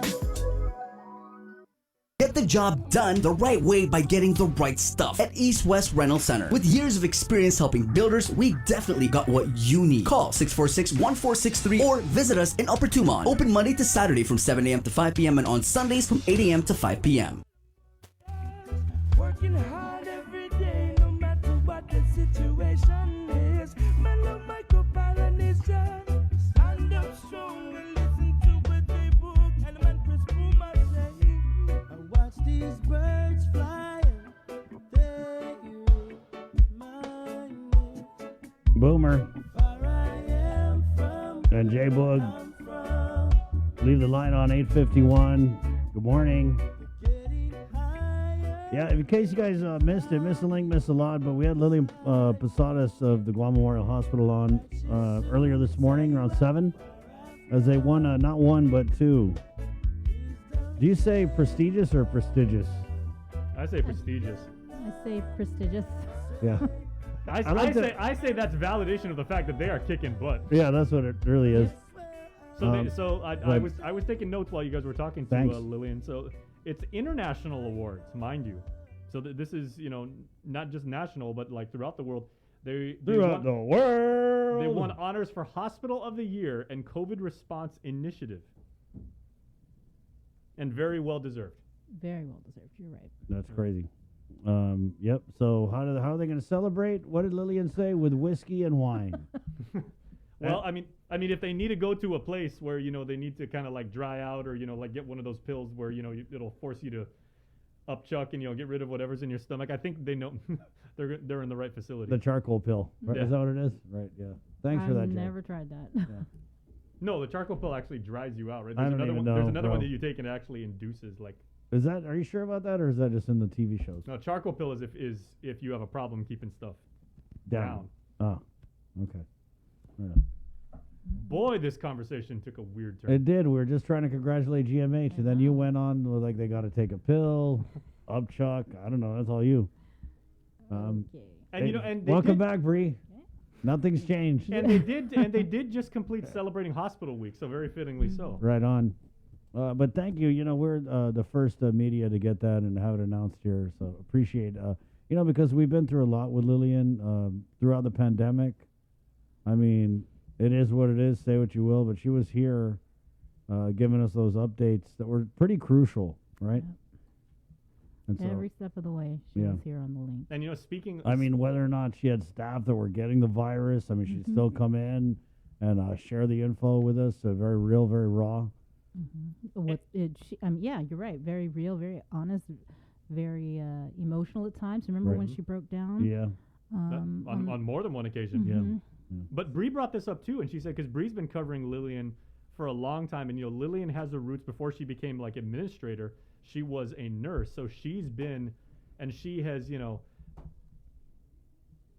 stitched people that are bleeding profusely and people that are, you know, piss and crap and vomiting and everything like that. She's like seen like the really, really bad cases, so she knows what it's like to be in the trenches. Yeah. And Lillian also, you know, this is all pre-COVID, but she would be the one that the media would call to get updates, because she was the nursing supervisor. So whenever we needed to get updates on patients, she would be the one that we talked to in the middle of the night, you know, giving so us that's answers. definitely different, because it's not always that you have the lead of a government agency who's very experienced in that government agency. A lot of times you get these like Jack Hattigs that they just stick somewhere. Right. There are two types of like GovGuam managers, right? There are people who are. I mean, thank God we don't have a Jack Hattig running the hospital. Sus Maria say, thank God, or thank Lou. Anyway, yeah, they just giving you perspective. You know me, I'm all about the perspective. Anyway, guys, a reason to look forward to Monday. Our friends at Burger King, drive-through Mondays. It's a thing. Every 10th car gets a free Whopper at Burger King, Hagåtña, and Tumon Bay. So you realize that by the laws of probability, if the four of us went to Burger King, there's a 20% chance that one of us could get like a free Whopper, which we would give to the other one. We just got a motor pool there. Yeah. Okay, got it. Play the numbers, guys. You can get just 2 Whoppers. I wonder if you're like, you know, the 9th car, can you back up and be like, no, go ahead. Now everyone's going to be all courteous at the drive-thru. Be like, no, go ahead, man. Go. 1, 2, 3. They're going to let 9 cars go, and then you're going to cut in. But yeah, that's on Mondays, guys. It's drive-through Mondays with our friends at Burger King. Every 10th car, again, gets a free Whopper at BK Hagåtña and BK Tumon Bay. I wanted to follow up, though, on something that Dr. Was mentioning about that vaccination clinic he was mentioning at FD. It is scheduled for May 21st, so it is this week, Friday? The 21st. Again, it's at the FD Phoenix Center. It's 4 to 7 p.m. They're going to be offering Pfizer and Moderna, but they are prioritizing 12 to 17-year-olds. A parent or legal guardian must accompany the patient under the age of 18. Please bring a valid form of ID. So that is May 21st. Prioritization will be given to 12 to 17-year-olds. Right on. And again, it's just for Pfizer, right? 12 to 15, only Pfizer. You guys get the good one. I mean, they're all good, trust me. But, you know, people talk about the vaccines. I don't know if it's because it was the first one to come out, but people, when they're like Pfizer, they talk about Pfizer like it's the Louis Vuitton of the vaccines. Well, because if you look at it, the product that the Pfizer company made prior to the vaccine Viagra, seemed to have done pretty well. Jay. Just say it, Viagra. I mean, you'd have a hard time finding a more popular product. Well, and we can say this now because all 4 of us have been fully vaccinated. I'm Team Moderna. How about you guys? Moderna. Joe, sir, you're Pfizer. Oh, Joe, sir's Pfizer. Excuse us with your Pfizer. Yeah, so then, of course, he carries around his vaccination card in, like, his Gucci bag. And right. The 3 that we're using are the J&J, the Johnson & Johnson. But they don't like saying Johnson & Johnson anymore because it makes you think of aborted baby fetuses. So they just say the J&J. Moderna, Pfizer. Right. Those are the vaccines that, if you're fully vaccinated, can get you into our island without going through quarantine. Right. All right. Because they set up at the Guam International Airport Public Health, they have their 5 tables. So if you got vaccinated on Guam, you don't have to have the proof of verification because they do that right on the spot when you arrive. But if you're not from Guam, you didn't get your shot on Guam, then might be some issues. Yeah, you have to make sure that you have that proof of verification from wherever you got your vaccine. Right. And I'm wondering, was it smooth for you guys over the weekend with the quarantine? I mean, if you're fully vaccinated, coming from the States, were you able to get out? We heard that there was a couple of cases where there was a bit of a delay, right? So that's real crucial. And again, these things, like, they change it so fast, I mean, people were trying to come in here on May 1st when the governor was supposed to reopen the island the first time. Then that got extended for 2 weeks. And then, there's a little bit of a heads up leading into it, but it kind of, she did a press conference. It was announced on a Thursday, kind of went officially announced on Friday, and then went into effect Saturday morning at 12:01. Right? So were they able to pivot quickly enough, especially for those people who are coming from off-island with that off-island verification? Let us know. It pivoted pretty quick for Bree. Right? As someone who was fully vaccinated and you were in home quarantine, you were able to get out of... it sounds kind of weird to say you were able to get out of home quarantine because you're already at home. She sent a message, Link fam, to our group chat. Really, really easy. One word with a period at the end, all caps. Free! That's it. Like, we're like, yeah, I guess she's getting out. All right. All right. Want to go grab an acai bowl? Let's do Cover Me. Again, it's brought to you by our friends at Burger King and Docomo Pacific. And this morning's Cover Me, Jay? This is fantastic. This is the majority with their song Ceylon. And what you guys are really, really going to dig about this, right, is the music video is, for those of you guys who were into Snapchat when Snapchat was like the big thing, right? Remember when they came out with like Bitmojis, Brie? Brie had a fantastic Bitmoji. Sabrina's Bitmoji, right? It was like her, and she had her glasses, and she had like an Oklahoma City Thunder shirt and everything. It was real, real cute. There's me like with my jacket on, and I got like fuzzy bunny slippers for some reason. But basically all the members of the majority made their own Bitmojis, and they made a music video out of it. So this whole thing's like a computer animated video, and it's super cool. They're driving around like one of those really, really tiny trucks that's so popular here now, and like the tiny vans. You guys are really going to like this video. Yeah. Right now, again, Cover Me, Burger King and Docomo Pacific.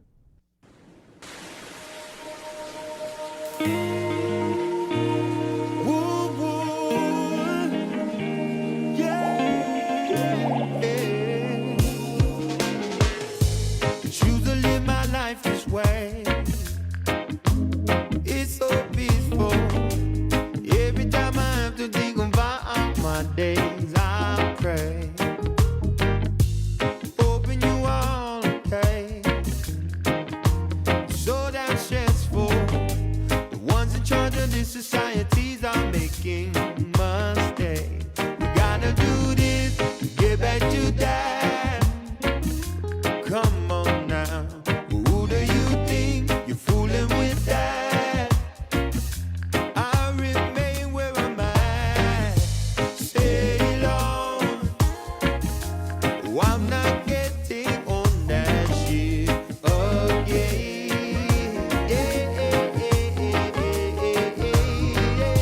Stay long.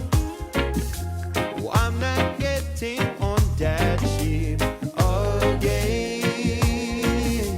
Oh, I'm not getting on that shit. Wait. Whoa, whoa. Not getting on that shit. Yeah. Tell me why I should take advice from you. You can hardly tell the truth now. What's coming out of your mouth could hardly hold a leaf down. Proud of how far you come within the divine kingdom. One day you choose to seek them. So tell them still love. Gotta do this, get back to that. Come on now. Who do you think you're fooling with that? I'll remain where I'm at. Stay long. Oh, I'm not getting on that shit again. Yeah. Stay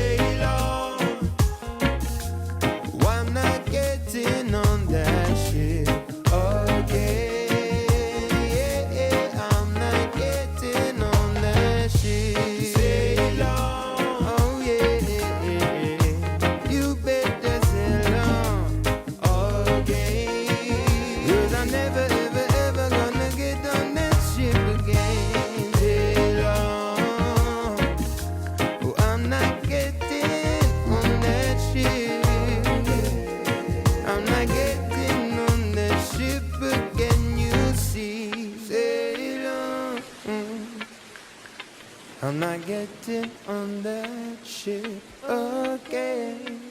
You can't fool me, no, no. Sail on. I'm not getting on that ship again. Never again, never again. Hey, cover me, Burger King. It's 9:03. Isn't that the coolest thing you've ever seen? That's pretty cool. I told you guys you were going to love Oh, that. you sure did. I'm so into that. Amen. Hey, good morning. We're KUAM FM Gutney, Guam. Good morning, KUAM TV. You know, a lot of people have been talking to a lot of people about going to the movies. And Tango Theaters are good friends at Tango. Well, they're the only movie theater in town, so I was like, I'm going to make friends with those guys. And I got a couple tickets to give away here for you guys. I got 2 tickets to the Book of Saw with Chris Rock. Okay, and you This can is going to be interesting. Yeah, it's a series. It's Saw first of all, so it's So is it definitely an origin story or is it like a spin-off? Or I don't no idea. I don't like watching the trailers. Oh, I love watching trailers. I Are you kidding? hate's a strong word, but I don't like watching the trailers because I just like to go in cold because these trailers right nowadays the trailers it's just the Cliff's Notes for the whole movie. So I feel like if I watch a trailer, I've seen the whole movie already. Or you can get suckered into it like I did with Mortal Kombat, and you watch the first 7 minutes like in the trailer, and you're like, wow, this is the greatest thing since Avatar. And then you watch the rest of the movie, and it's like, wow, this is Not the greatest actually thing. not quite good. But yeah, but Hey, it was still Mortal Kombat, okay, Jay? Yeah. And they did do the get over here part. Yeah, so we'll take the, let's go ahead and take the first caller, 637-0094. That's our phone number, guys. In case you wanted our number, hey, there it is, 637-0094. We'll take the first caller. We're going to give you 2 tickets to go see Spiral, the Book of Saw, from the Book of Saw with Chris Rock at Tango Theaters, okay? Yep, they got the hot dogs. Yes, they got the popcorn. They got the snacks. They got it going on, okay? I've been jonesing for a really good hot dog. Right on. Like especially like theater hot dogs. Those Yep. are the best, man. That's number one. 906. So we'll take the first caller, 637-0094, and we're back with a winner next on The Link. KUAM's multi-platform morning show, The Link, just got a little more delicious with Feed Me Fridays. Chris, Sabrina, Jason, and the rest of the morning crew will take some time each Friday to talk food, taste food, and bring you all the latest and greatest in food from King's Restaurants and Ruby Tuesday Guam, old faves, new hits, and everything on the menu in between. It's Feed Me Fridays on The Link. Uno Go, delivering meals from your favorite restaurants and more, including delivering sodas and adult beverages from the Bottle Shack. Visit uno-go.com or download the app today. Also follow them on Instagram and Facebook. After a year with so many games and events delayed or unplayed, the world is ready for anything and everything in the world of sports. KUAM Communications is ready with more games, more championships, and more specials that are guaranteed to bring out the fan in you. Don't miss a minute of gameplay from NBC on KUAM TV 8 or from CBS on KUAM TV 11. Every month, we'll bring you the action and excitement. Brought to you locally by Michelob Ultra, Superior Light Beer, and Docomo Pacific. Just more great reasons to tune in and turn on so you'll fall in love with TV again with the best from KUAM Communications. Get the job done the right way by getting the right stuff at East West Rental Center. With years of experience helping builders, we definitely got what you need. Call 646-1463 or visit us in Upper Tumon. Open Monday to Saturday from 7 a.m. to 5 p.m. and on Sundays from 8 a.m. to 5 p.m. GU Self-Storage, conveniently located near the Harmon McDonald's. We offer affordable rates, online payments, and auto bill pay for your convenience. Plus gate access daily from 6 a.m. to 9 p.m. Call us today at 648-7867 for more information. The relationship between Guam and Manila, Philippines is undeniable as we share similar cultural traditions, history, and heritage, with generations of Filipinos calling Guam home. KUAM presents a monthly look at the capital city featuring in-depth and engaging interviews on everything from medical tourism to new business and government leaders. Veteran newscaster Nestor Lecanto delivers Beyond Our Borders. This special program is brought to you by the Bank of Guam and KFC. As May is a month to celebrate mothers and everything they do, let's not forget that many parents in our community are struggling to make ends meet and provide for their children with basic necessities. The KUAM Care Force is partnering with the Salvation Army for a very special drive this May, benefiting our precious and most vulnerable in our community. Through Friday, May 28th, we'll be collecting diapers, formula, infant toiletries, baby food, and other new items for infants and toddlers at our KUAM studios in Harmon on weekdays between noon and 4 p.m. Show you care and help families in need this spring. Due to the consideration of our current public health emergency, donations will not be accepted outside of hours specified. Curbside acceptance of donations is acceptable by calling 637-5826 upon arrival. KUAM Communications and Denny's Guam presents Mamapreneurs, a special multi-platform series throughout the month of May showcasing mothers who are also local entrepreneurs in our community. In commemoration of Mother's Day, during weekdays in May, we'll feature daily profiles of these multitasking mamas and their businesses. Additionally, on KUAM News Primetime every Monday in May, we'll showcase a different enterprising mamapreneur. Check out our online directory of all these businesses as well on KUAM.com. And if you know a mamapreneur we should feature, send us a message on social media or email executiveproducer@KUAM.com. Mamapreneurs is brought to you by Denny's. Guam's Diner is always open.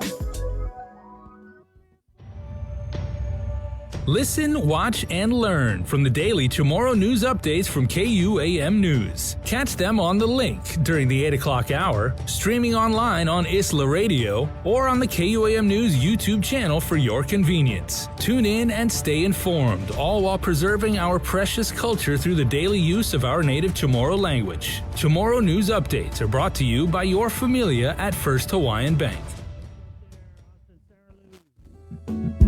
Oh, sweet darling, doing the Fiji tune. Let's go to the phones here, 637-0094, and get a winner, giving away a couple tickets to Tango Theater's Spiral from the Book of Saw. Hi, caller number one. Who's this? IMENGEL. All right. Congratulations. Awesome. Thank you. I don't know if you're a Saw fan, but get ready for Chris Rock and Spiral from the Book of Saw at Tango Theater. Have you seen all the Saw movies? Not all of them. Very romantic pictures. No, so man, this is actually they tell the story of how Jigsaw came to be. Oh, it is. Yeah. Okay. So you're gonna get a lot of the origin, a lot of the backstory. Right on. So I don't know if you want to go binge watch all the Saw movies before you head into this new one, ma'am. Yeah, I might have to. Have you been to the movie theaters yet since they opened? No, not since the COVID. Wow. So before COVID, did you go to the movies a lot? Yeah, we usually do family dates at the movies. Oh, you did. And so how excited are you to go back? Still kind of hesitating, but I'll try. Well, ma'am, they sanitize, in between every movie. They go in there, they clean everything out. They've got the social distancing. They've got all the public health protocols. Awesome. They got all the snacks. So they're doing their part to bring you a safe movie experience, okay? Awesome. Ma'am, can I ask you one thing? Yes. Okay. Are you team popcorn, team hot dog, or team Raisinets? Team popcorn. Good choice. Well, I'm all three. Well, take a look at me. So who you going to bring with you? We got 2 tickets for you. Who's going to be the lucky winner to go with you? I'm probably going to bring my other half. Hey, like I said, Saw. My 10-year-old too, so. Saw, babe, Saw does some nice movies, romantic. Well, congratulations. Did you tell me what morning show just hooked you up, ma'am? I-94 all the way. All right, thank you so much for jamming with the link. It's 9:13. We'll give away another couple pairs of tickets. We also have a pair of tickets for Those Who Wish Me Dead, which looks really cool. With Miss Angelina Jolie. Right on. I'm a fan. Still one of the most beautiful creatures God has ever put on this earth, I would say. Mm-hmm. Right yeah, on. she is. She's Yeah. hot. You hesitated for a you don't. It's not my type, but yeah. She's a great actress. She's good at acting in the movies. So this She's movie. been around for a while now too. This movie is. She's one of those like forest fire type they sit up in the tower and they watch out for the forest fires. Yeah. Right. And then so there's something with a kid. She goes to help out this kid, but then turns out this kid is being pursued by 2 hitmen. One of them played by John Bernthal, the other one played by Nicholas Hoult, who played the Beast in the X-Men movies. Who is right? British. He's British. The best American actors these days are British. Right. And so apparently she's trying to help this kid. The best American actors these days. You don't think so? That was one of those Jason double meaning kind of things. No, the best, all the good. Well, I mean, yeah, you watch a movie sometimes and then you find out later the person's not American. You're like, oh, wow. Yeah, like Tom Holland, the guy who plays Spider-Man. Spider-Man is British. He's not American. You guys know the guy from... He's original American. You guys know the guy from Sons of Anarchy, Charlie Hunnam? No. He was outside. He's Welsh. Oh, wow. Yeah. Okay. So, yeah, we got a couple more tickets to give away. We'll do that tomorrow at 9:15. I was able to have Do you a guys great... remember Angelina Jolie's first movie? Tomb Raider? Was it? No. Lara Wait. Croft? Huh? No. Hackers. Oh, Remember yeah. that? She had a short pixie boy cut and everything, and she was in Hackers. I bet it'd be crazy to go back and watch a movie about hacking that was made, what, in the 90s? Yeah. And then her first really big movie was she did this movie for HBO called Gia, which was about the supermodel Gia Karangi, and she was brilliant in that. Oh. Sounds like Jason knows his Angelina Jolie movies. Mm-hmm. I'll tell you what. I've seen one or two. A little too well. 9:15. I was able to have this good conversation with Teresa Philippin of the FSM consulate, and we're going to go ahead and play that for you right here on the link. Good morning. Today, Chris Barnett from KUAM and the link, and joined here in the KUAM News Zoom room by Teresa Philippin from the FSM consulate. Good morning, Teresa. Good morning, Chris. How are you? Doing pretty good, but not doing as good as those people on those 2 repatriation flights that have headed out. I know, right? Yeah, the excitement and the emotions there since yesterday has been just tremendous.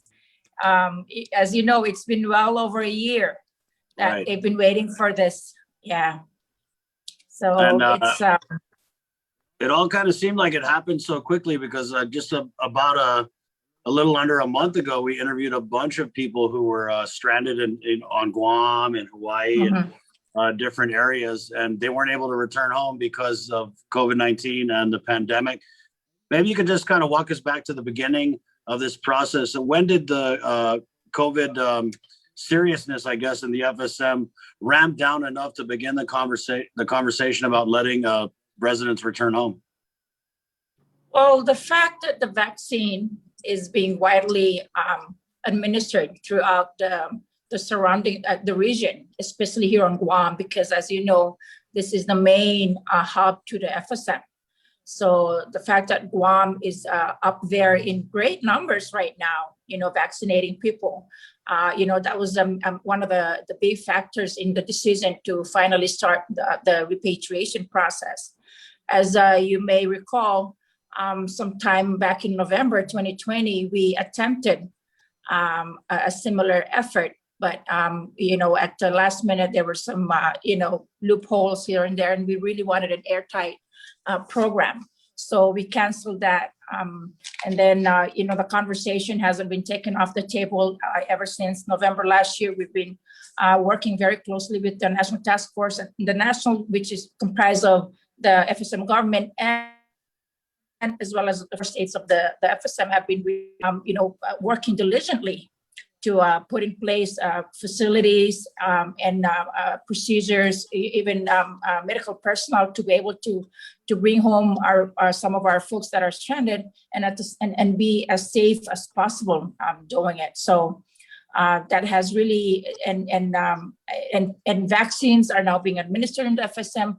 While the numbers are not as we had expected, but we're gradually getting up there. The percentages are growing of the number of people that are being fully vaccinated right now. So yes, it's been a lot of collaboration between the state governments, the national government, and our office here on Guam, and that's why we are very, very happy to share that as of 9 a.m. this morning.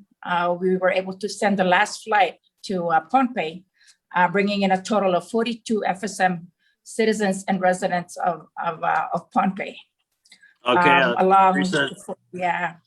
is that 42 on this second flight or in total, including both? We sent 22 yesterday. Actually 28 because 22 FSM citizens and 6 diplomats, including the U.S. ambassador to the FSM, Carmen, Her Excellency Carmen Cantor, and her entourage, some of her entourage, and then the rest went today. So a total of 42 FSM citizens and 13 U.S. diplomats and doctors. How many more repatriation flights are you guys looking at? We're looking at until everybody gets home safely. For right now, because this was really a collaboration between the FSM and the U.S. government, which the U.S. Embassy in Pohnpei was very tremendously helpful in making all the arrangements. The flights, the 2 flights for yesterday and today are U.S. Coast Guard aircrafts. Provided by the U.S. government. It was a, they're calling it a humanitarian flight, but really because the U.S. diplomats really needed to get to their posts. So there were, a great collaboration, and we're here right now. And I can say this: my staff and I are breathing. We've been very, very anxious about this whole thing, and we were afraid that something might go wrong and subject to FSM to its first COVID case. So it's been a hell of a 2 days. I bet it has. Up until the finish line, yeah. So Teresa, are we anticipating that the United States government will be providing the flights for all of it? Because it's estimated there are about 1,000 FSM residents who are stranded outside the FSM, right? The latest update from the FSM task force is that this would be the last humanitarian flight being coordinated with the U.S. government from here on, beginning in June. That's the anticipation that's the expectation right now. As early as next month, will be, because United hasn't stopped, servicing the FSM. They have 2 flights to Pohnpei every month, and 1 flight to Yap and Kosrae. So we're going to utilize United Airlines. We of course will have restrictions, and who will have priority in being able to go home first on these flights. Yeah. What does it take to get on one of these planes if you're someone who's trying to get repatriated back to the FSM? Okay, for these 2 first flights, we prioritize medical patients that went off island for medical treatments, and some students that are no longer enrolled or have graduated from the university here. So they were the priorities on these 2 first flights. The upcoming flights would be really displaced workers, some students, because some are graduating soon, as this month. And of course, we're keeping a registry here at the office here on Guam of people that have been stranded, and those that are residents outside of the FSM but want to visit home. So we're keeping a registry here. So we're encouraging people to start registering if you haven't already. So when the flights start opening up, then you can get on. Get on those flights to go home. Yeah. What about negative COVID tests, vaccinations, in terms of those things? What are you requiring people before they get on the plane? Okay. Yes, thank you for that. That's a very good point, because we do have requirements before anybody can get on one of those flights. Firstly, it's pre-departure quarantine. So these 42 people that left yesterday and today were in quarantine here on Guam 7 days prior to departure. Total lockdown. They were not allowed to leave their rooms, no outside food items or of any kind, or even visitation. So they were they were locked in. 7 days prior to departure, we had them take the COVID test 72 hours before leaving. All their tests were negative. and all of them except those that are not medically able to take the vaccines were vaccinated. So those are the requirements. Vaccination, unless you're medically exempted, negative COVID-19 test results, and pre-quarantine prior to departure. And when you get in country, you're going to be subjected to another 7 days quarantine before you get to go home. Yes, that's how airtight we're trying to keep, to maintain this. Even when we locked these people into quarantine, we didn't even come in contact with them. Everything was conducted, all communication over the phone. And even when the staff were moving things, we were keeping our distance. And even the flight crew on the Coast Guard aircrafts were, we were informed that they were fully vaccinated and test results negative as well. So, it's pretty much as airtight as you can go.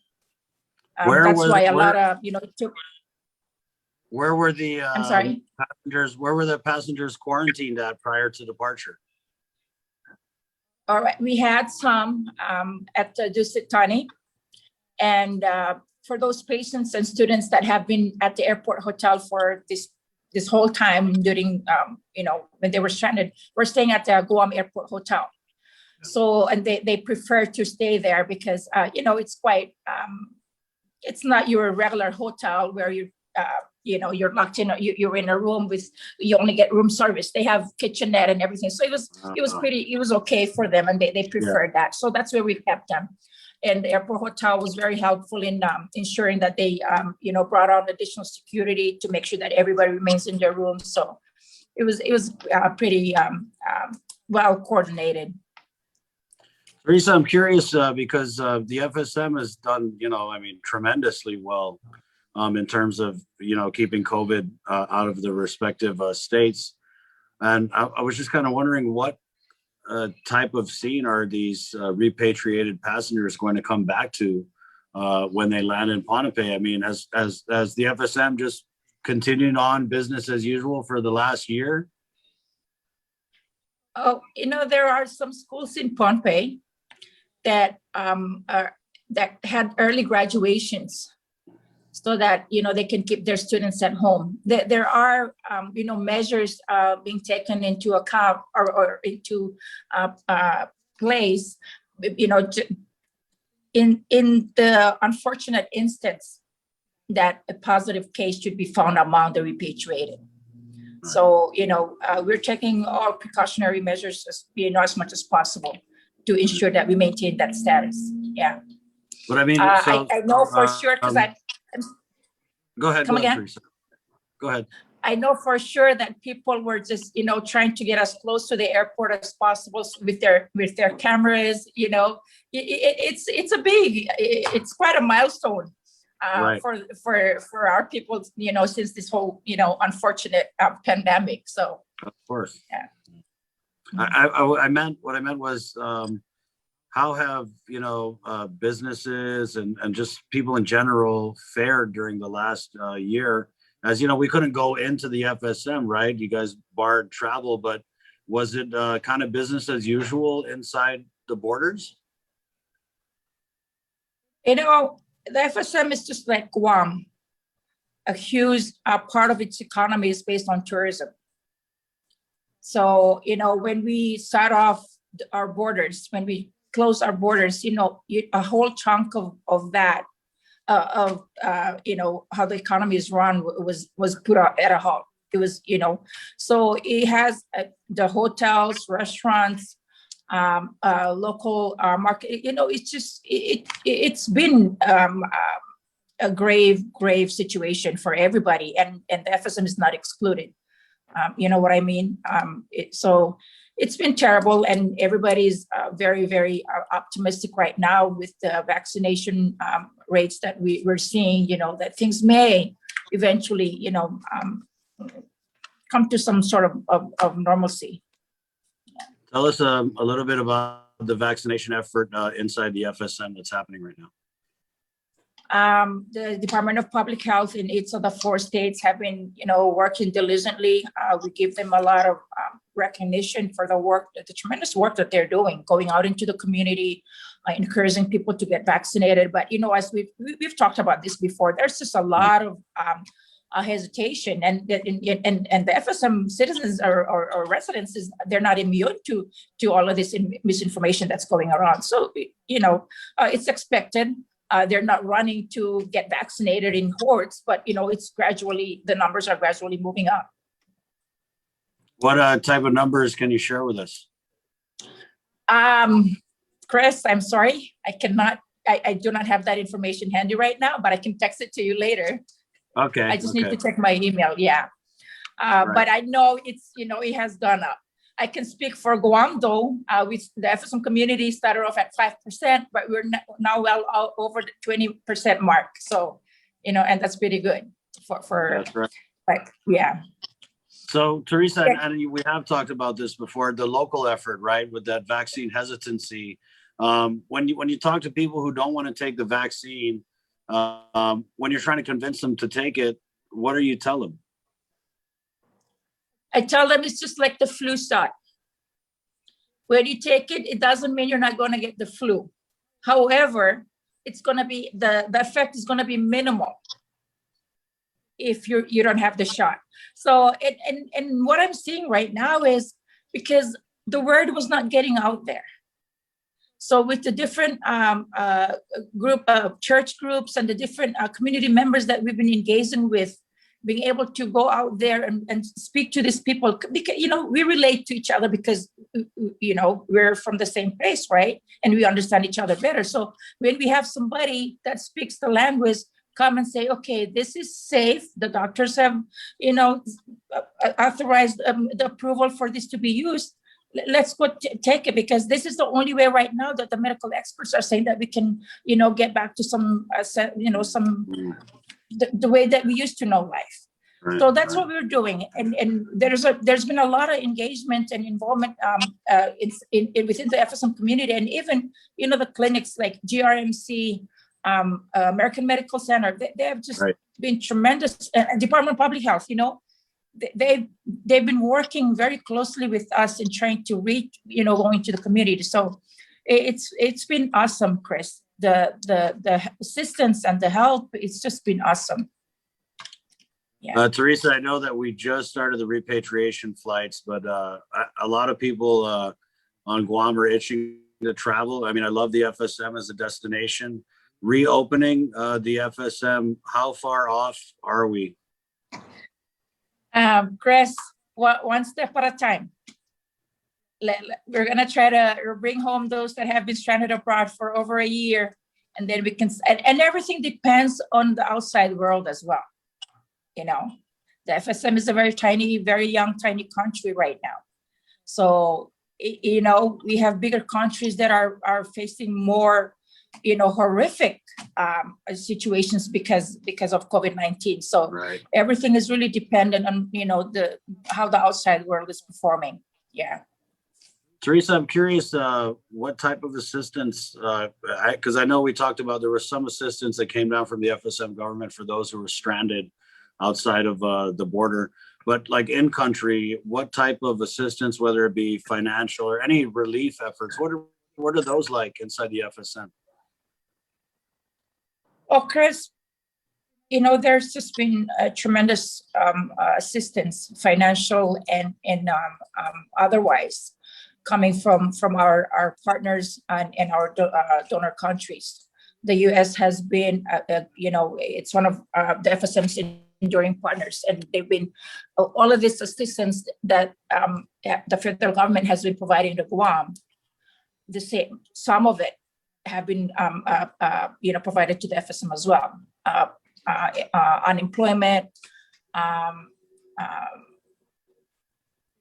procurement, funding to procure PPEs, ventilators, all types of equipment just to be ready in the instance that there's a positive case. So there has been a lot of assistance coming in, and not just from the U.S. government, but from Japan and all our partners, the FSM partners. So, we are a very grateful country that we were not, as small as we are, we were able to, work very closely with our partners, to receive the type of assistance that we have. So it has been, and that's at the more larger scheme of things. But between GovGuam and the FSM right now, the government has been very helpful. The governor, with our assistance, we were able to utilize Department of Transportation, to transport these people to the airport in a safe manner. Department of Public Health were able to administer the COVID-19 test and gave us the results in a very timely manner as well. So the airport, authority, it's just there, and we're all in this together. And somebody, coined this very well in the very beginning. We're not leaving anybody behind, because it's a lot of collaboration and from all over. Yeah. Teresa, I want to just kind of go back for the last year. Can you describe for us, because we had our lockdown here on Guam, but the FSM, was there at any time ever any stay-at-home orders? And then what are your protocols now as far as like masks and what people are able to do inside the FSM? Yeah. At one point, I think, in the very beginning of this, they instituted curfew hours. I know YAP were sending people home at 7 p.m. and the police were, on the streets, the roads, enforcing that. Masks and social distancing has already been, in place, and they're practicing that. So although we've remained COVID-free, they're practicing all of these things. Keep your maintain your distance, wear your mask. Sanitize as often as, wash your hands as often as possible, in preparation for beginning this repatriation. And in the unfortunate case, if there's a positive in the case in the country. Are restaurants open in the FSM for dine-in or takeout, or? Yeah. They were closed at one point, but they've lifted some of the restrictions. Yes. Teresa, I want to ask, have you been able, as with your role, the FSM consulate, have you been able to travel in and out of the FSM?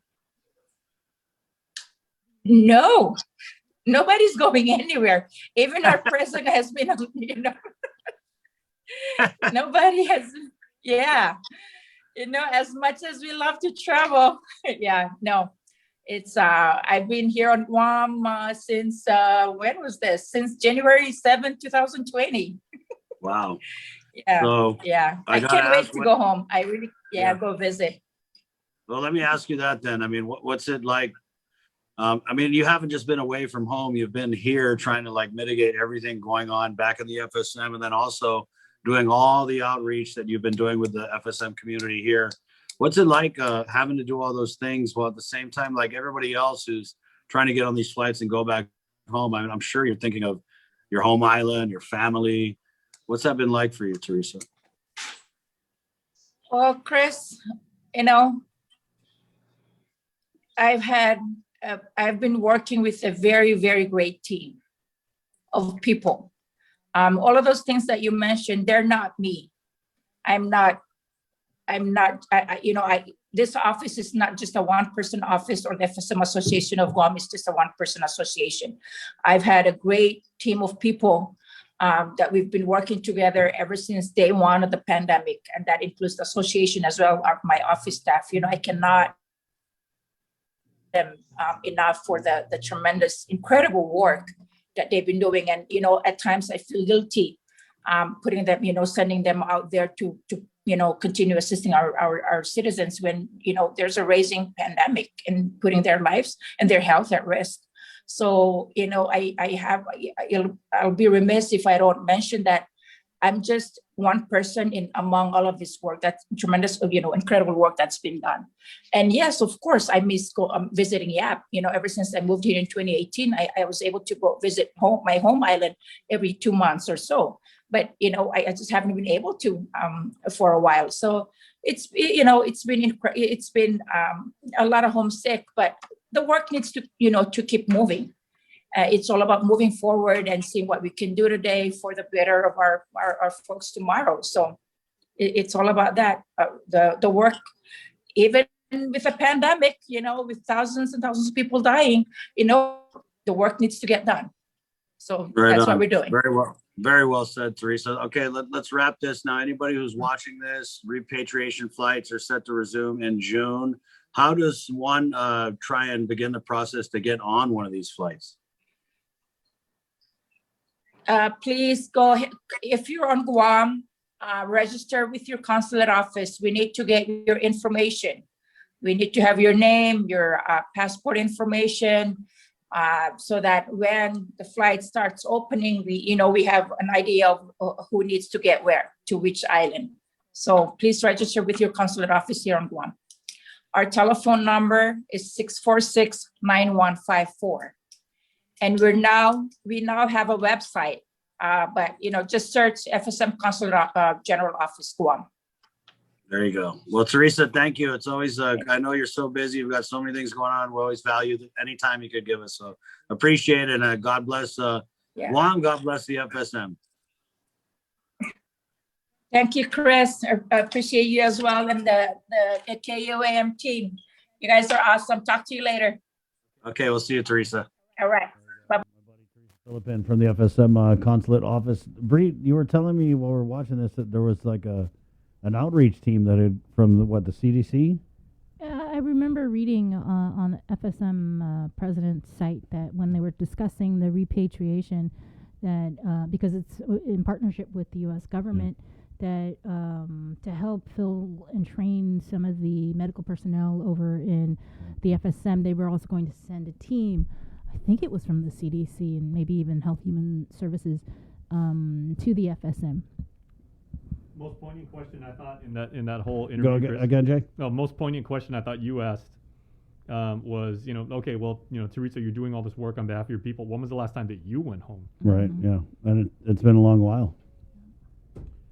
It only really, Bree. And Chris, said with Dr. This COVID era has gone by so fast. It really only seems like a few months ago that you and I were doing a live stream over at Ipoh Beach for the Guam Micronesia Island Fair. Yeah. When Teresa was giving, the opening remarks, and it was this celebration of, regional culture and pride, and gosh, we tried all the different food. Yeah. And then that was like right before COVID, right? Yeah.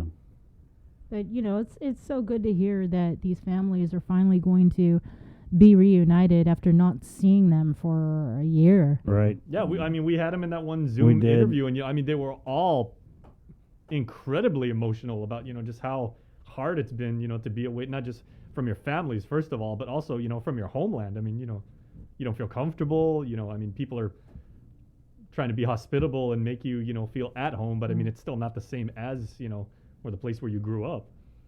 And there were interviews we did with people who were stranded outside the FSM who were there was one lady whose parents they went off for medical, got stuck outside the FSM all the way up until now, and they weren't able to check on their house. They're worried about just simple. Imagine going off on medical. Because this pandemic, no one saw it coming, right?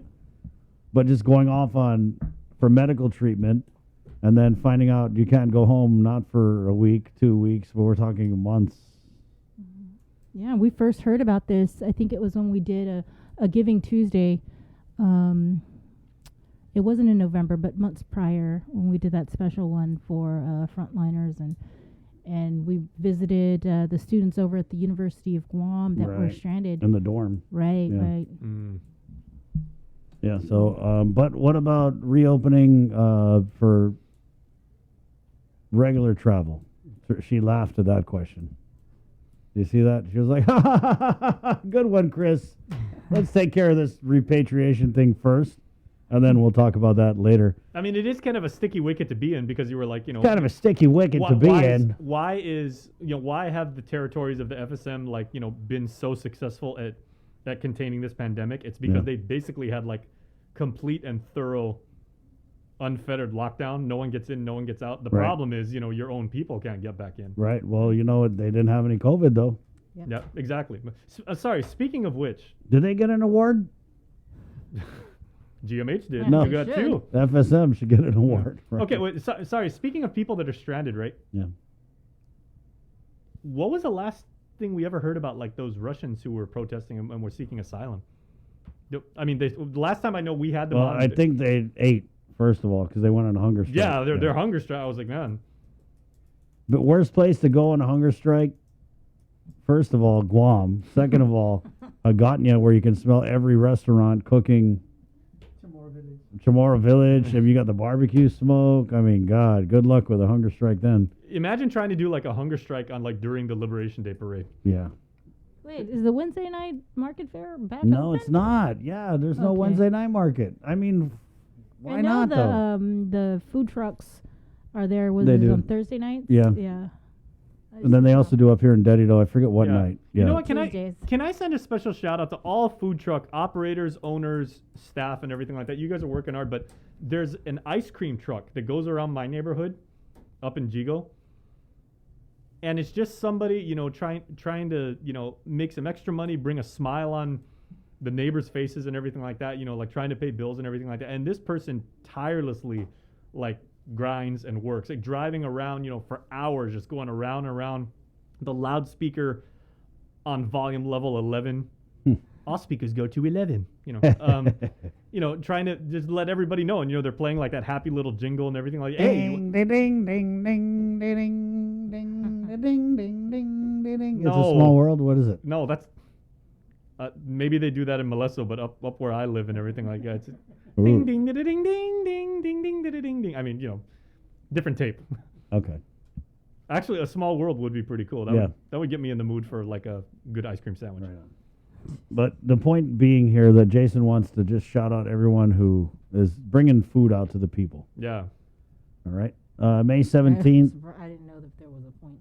I was helping him out with that. Yeah. There very rarely is a point. I know. You got to wade through the what did you sticky wicket to be in? What did he say, sir? Yeah, sticky wicket. That's What he said. did the hell? It's a sticky wicket to be. You never heard that exexpression? I never heard that expression. I bro. guarantee you Ed Byrne has used that expression before. Oh, so it's a British thing. I believe so. It's just rather wiki, sticky wicked.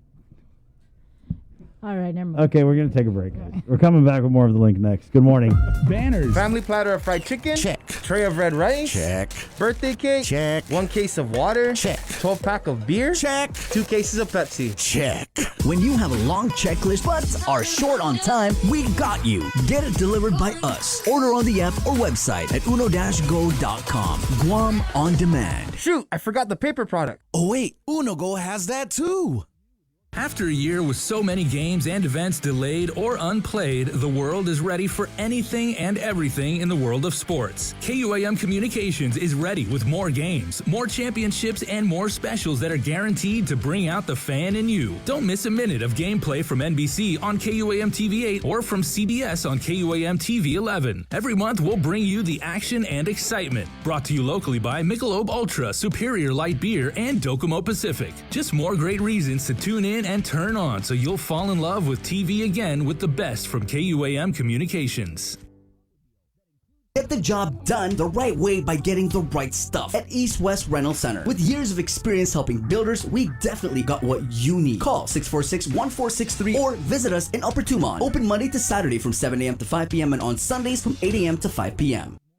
As May is a month to celebrate mothers and everything they do, let's not forget that many parents in our community are struggling to make ends meet and provide for their children with basic necessities. The KUAM Care Force is partnering with the Salvation Army for a very special drive this May, benefiting our precious and most vulnerable in our community. Through Friday, May 28th, we'll be collecting diapers, formula, infant toiletries, baby food, and other new items for infants and toddlers at our KUAM studios in Harmon on weekdays between noon and 4 p.m. Show you care and help families in need this spring. Due to the consideration of our current public health emergency, donations will not be accepted outside of hours specified. Curbside acceptance of donations is acceptable by calling 637-5826 upon arrival.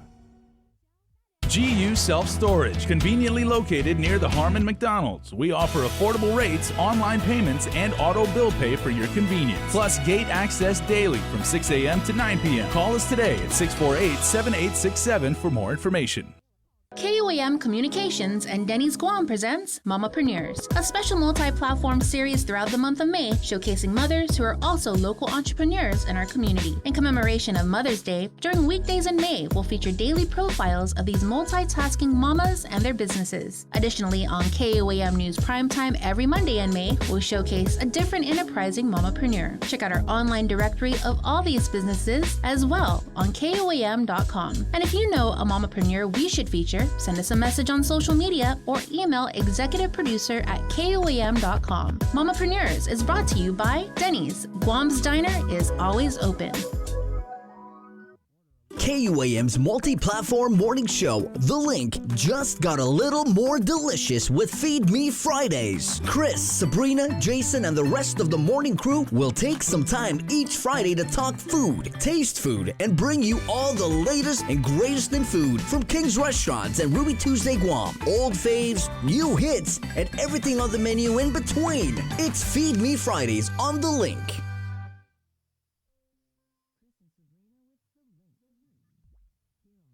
93.9 FM.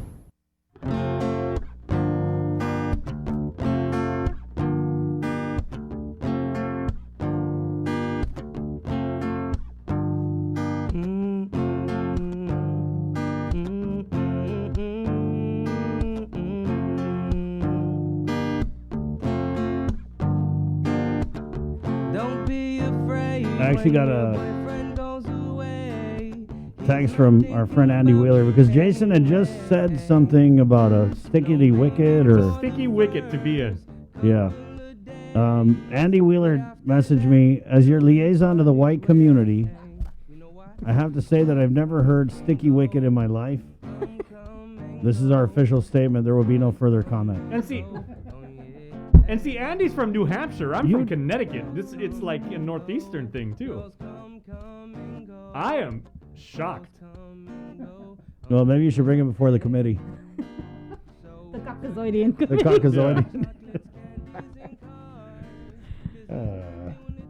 Okay, but you know, in A more sticky wicket serious to be news in, that everybody can appreciate and Okay. certainly understand, the governor at Lou Leungaro on Twitter just tweeted, "I want to personally congratulate the extraordinary staff at the Guam Memorial Hospital for always rising to the occasion," in reference to the 2 international awards they've done. "Grounded by compassion," she tweets, "GMH is and continues to be a place of hope and healing in our darkest hours, and the COVID-19 pandemic was no different." Right on. And you know, then of course she would sympathize and would be one of the ones to most celebrate GMH's accomplishments, herself being a registered nurse. Right on. And also having been a former board member over at GMH. That's right. Yes. And they're referencing early morning appearance by Lillian Posadas right here on the Link. Miss a lot. Lillian came on 7 a.m. here to just announce to the world that GMH has won those 2 awards, which were from their international awards, right? One of them was Hospital of the Year. Yes, sir. It was one was Hospital of the Year, and another one being honored with COVID Response Initiative. Outstanding. There you go. COVID Response Initiative. 9:51. Good morning. Thank you to our Facebook live viewers. Yes, happy Monday to you guys too. We have a cool little clip here, Jay. Talk about something that's going to inspire you and make you feel good. Right. This is Patrick Palomo. As you guys may, I know you know, a few months back, he was diagnosed with cancer. He did a huge GoFundMe, was able to raise a lot of money, then went off to seek treatment. And, you know, we didn't know how bad it was, but apparently they were able to catch it in time. Mm-hmm. And so I guess he's just hanging out, or not hanging out. I think he's continuing his whatever treatment he's receiving there Yeah. for the illness. But the hospital that he's at, I guess they found out who he is. Who he is, right. And what he's capable of Right, doing. Yeah. I mean, it's Google Pat Palomo piano, and just everything will come up. I mean, imagine that. Like, if you're a charge nurse and you're there, you're like, "Oh, Mr. Palomo, you know, how are you today? You know, are you feeling well? How was your lunch and everything like that? By the way, can I just ask you, you know, in passing, you know, I'm here cleaning your feet. You know, where were you, like, you know, 6 months ago? Oh, I was playing at the Kennedy Center. For real? Right. Yeah. Oh, come on. And then they're like, Please tell me more. We got to check this Palomo guy in there. He's rambling about he played at the Kennedy Center or something. And then they Google him and they're like, oh my God, he did play at the Kennedy Center. sir, can you sign this discharge form? And also, can you autograph this for my kid? Right. So what they did when they found out that Patrick Palomo was a patient at this hospital is they actually put in a piano for him to play. And so we have this little clip of him just sharing the gift of music with some of the patients and staff at this hospital.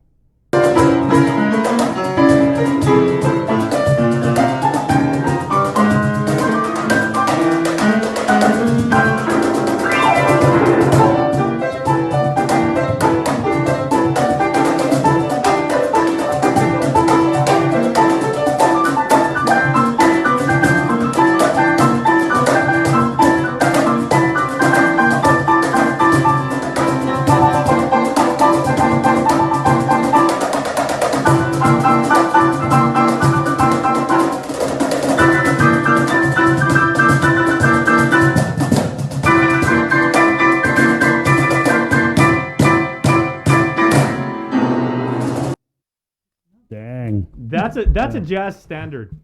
But man, if that doesn't give you chicken skin, seriously, you guys. Okay, there's another phrase that you guys will probably never use. He means fugu, goosebumps. Yeah. Yeah. I mean, okay, two things. Who's that guy in the cajon? Yeah, he was jamming too. I wonder if he's just a random guy like, hey, you play cajon? Yeah, jump in here. He's like, holy crap, what the hell am I?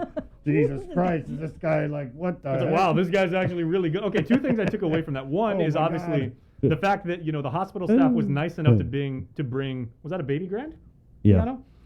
They basically take a literal instrument that is part of Pat's soul, and they bring it there. They've reunited him with his heartbeat. And also, if you've ever seen Pat perform at like any of our hotels, our restaurants, and anything like that, if you've seen him teach, I've never seen, he was dressed the way he's always dressed, nice untucked shirt so he can jam out and everything, nice Sunday best black slacks. Mm-hmm. I mean, he was in his element, and that's good beautiful to see. Awesome to see. 9:55. God bless you, Pat Palomo. We'll take a quick break and come back and wrap up the show next. Good morning. Learn more. June makes the best malasadas in Hawaii. A fact not lost on Daryl, whose brother Byron is cooking the onaga he caught at his secret fishing spot with his girlfriend Malia, who used to work for the Shave Ice guy, whose second cousin Vince drives the school bus ridden by Calais, whose auntie makes the best malasadas in Hawaii. Everything here is connected, and with the new First Hawaiian Bank mobile app, you can stay just as connected to your finances. And it all starts with yes. Family platter of fried chicken? Check. Tray of red rice? Check. Birthday cake? Check. 1 case of water? Check. 12-pack of beer? Check. 2 cases of Pepsi? Check. When you have a long checklist but are short on time, we got you. Get it delivered by us. Order on the app or website at uno-go.com. Guam on demand. Shoot, I forgot the paper product. Oh wait, UnoGo has that too. KUAM's multi-platform morning show, The Link, just got a little more delicious with Feed Me Fridays. Chris, Sabrina, Jason, and the rest of the morning crew will take some time each Friday to talk food, taste food, and bring you all the latest and greatest in food from King's Restaurants and Ruby Tuesday Guam, old faves, new hits, and everything on the menu in between. It's Feed Me Fridays on The Link. The relationship between Guam and Manila, Philippines is undeniable as we share similar cultural traditions, history, and heritage, with generations of Filipinos calling Guam home. KUAM presents a monthly look at the capital city featuring in-depth and engaging interviews on everything from medical tourism to new business and government leaders. Veteran newscaster Nestor Lecanto delivers Beyond Our Borders. This special program is brought to you by the Bank of Guam and KFC. GU Self-Storage, conveniently located near the Harmon McDonald's. We offer affordable rates, online payments, and auto bill pay for your convenience. Plus gate access daily from 6 a.m. to 9 p.m. Call us today at 648-7867 for more information. Help us celebrate the class of 2021. KUAM wants to help you celebrate this touchstone moment in the lives of your graduates. For the months of May and June, we will flood the social media pages of KUAM with photos and well wishes for the class of 2021 grads. Log on to KUAM.com to submit photos and brief messages or captions. Then look for your special grad on KUAM Instagram and the Facebook pages from all of your friends here at KUAM. Congratulations, seniors! Get the job done the right way by getting the right stuff at East West Rental Center. With years of experience helping builders, we definitely got what you need. Call 646-1463 or visit us in Upper Tumon. Open Monday to Saturday from 7 a.m. to 5 p.m. and on Sundays from 8 a.m. to 5 p.m. As May is a month to celebrate mothers and everything they do, let's not forget that many parents in our community are struggling to make ends meet and provide for their children with basic necessities. The KUAM Care Force is partnering with the Salvation Army for a very special drive this May, benefiting our precious and most vulnerable in our community. Through Friday, May 28th, we'll be collecting diapers, formula, infant toiletries, baby food, and other new items for infants and toddlers at our KUAM studios in Harmon on weekdays between noon and 4 p.m. Show you care and help families in need this spring. Due to the consideration of our current public health emergency, donations will not be accepted outside of hours specified. Curbside acceptance of donations is acceptable by calling 637-5826 upon arrival. Looking for TV schedules, upcoming sports, or special presentations, or what you may have missed over the busy week you had? Well, look no further than KUAM Digital Digest. This weekly emailed newsletter puts all kinds of information in the hands of subscribers each and every week. Just subscribe and we will make sure you keep up with your favorites and stay informed and entertained throughout it all. Go to KUAM.com, click on the newsletter tab, give us your email address, and you are all set. Brought to you in digital partnership with King's Restaurant and Ruby Tuesday Guam. It's the KUAM Digital Digest, your weekly guide to the latest information and best entertainment on the stations and platforms of KUAM.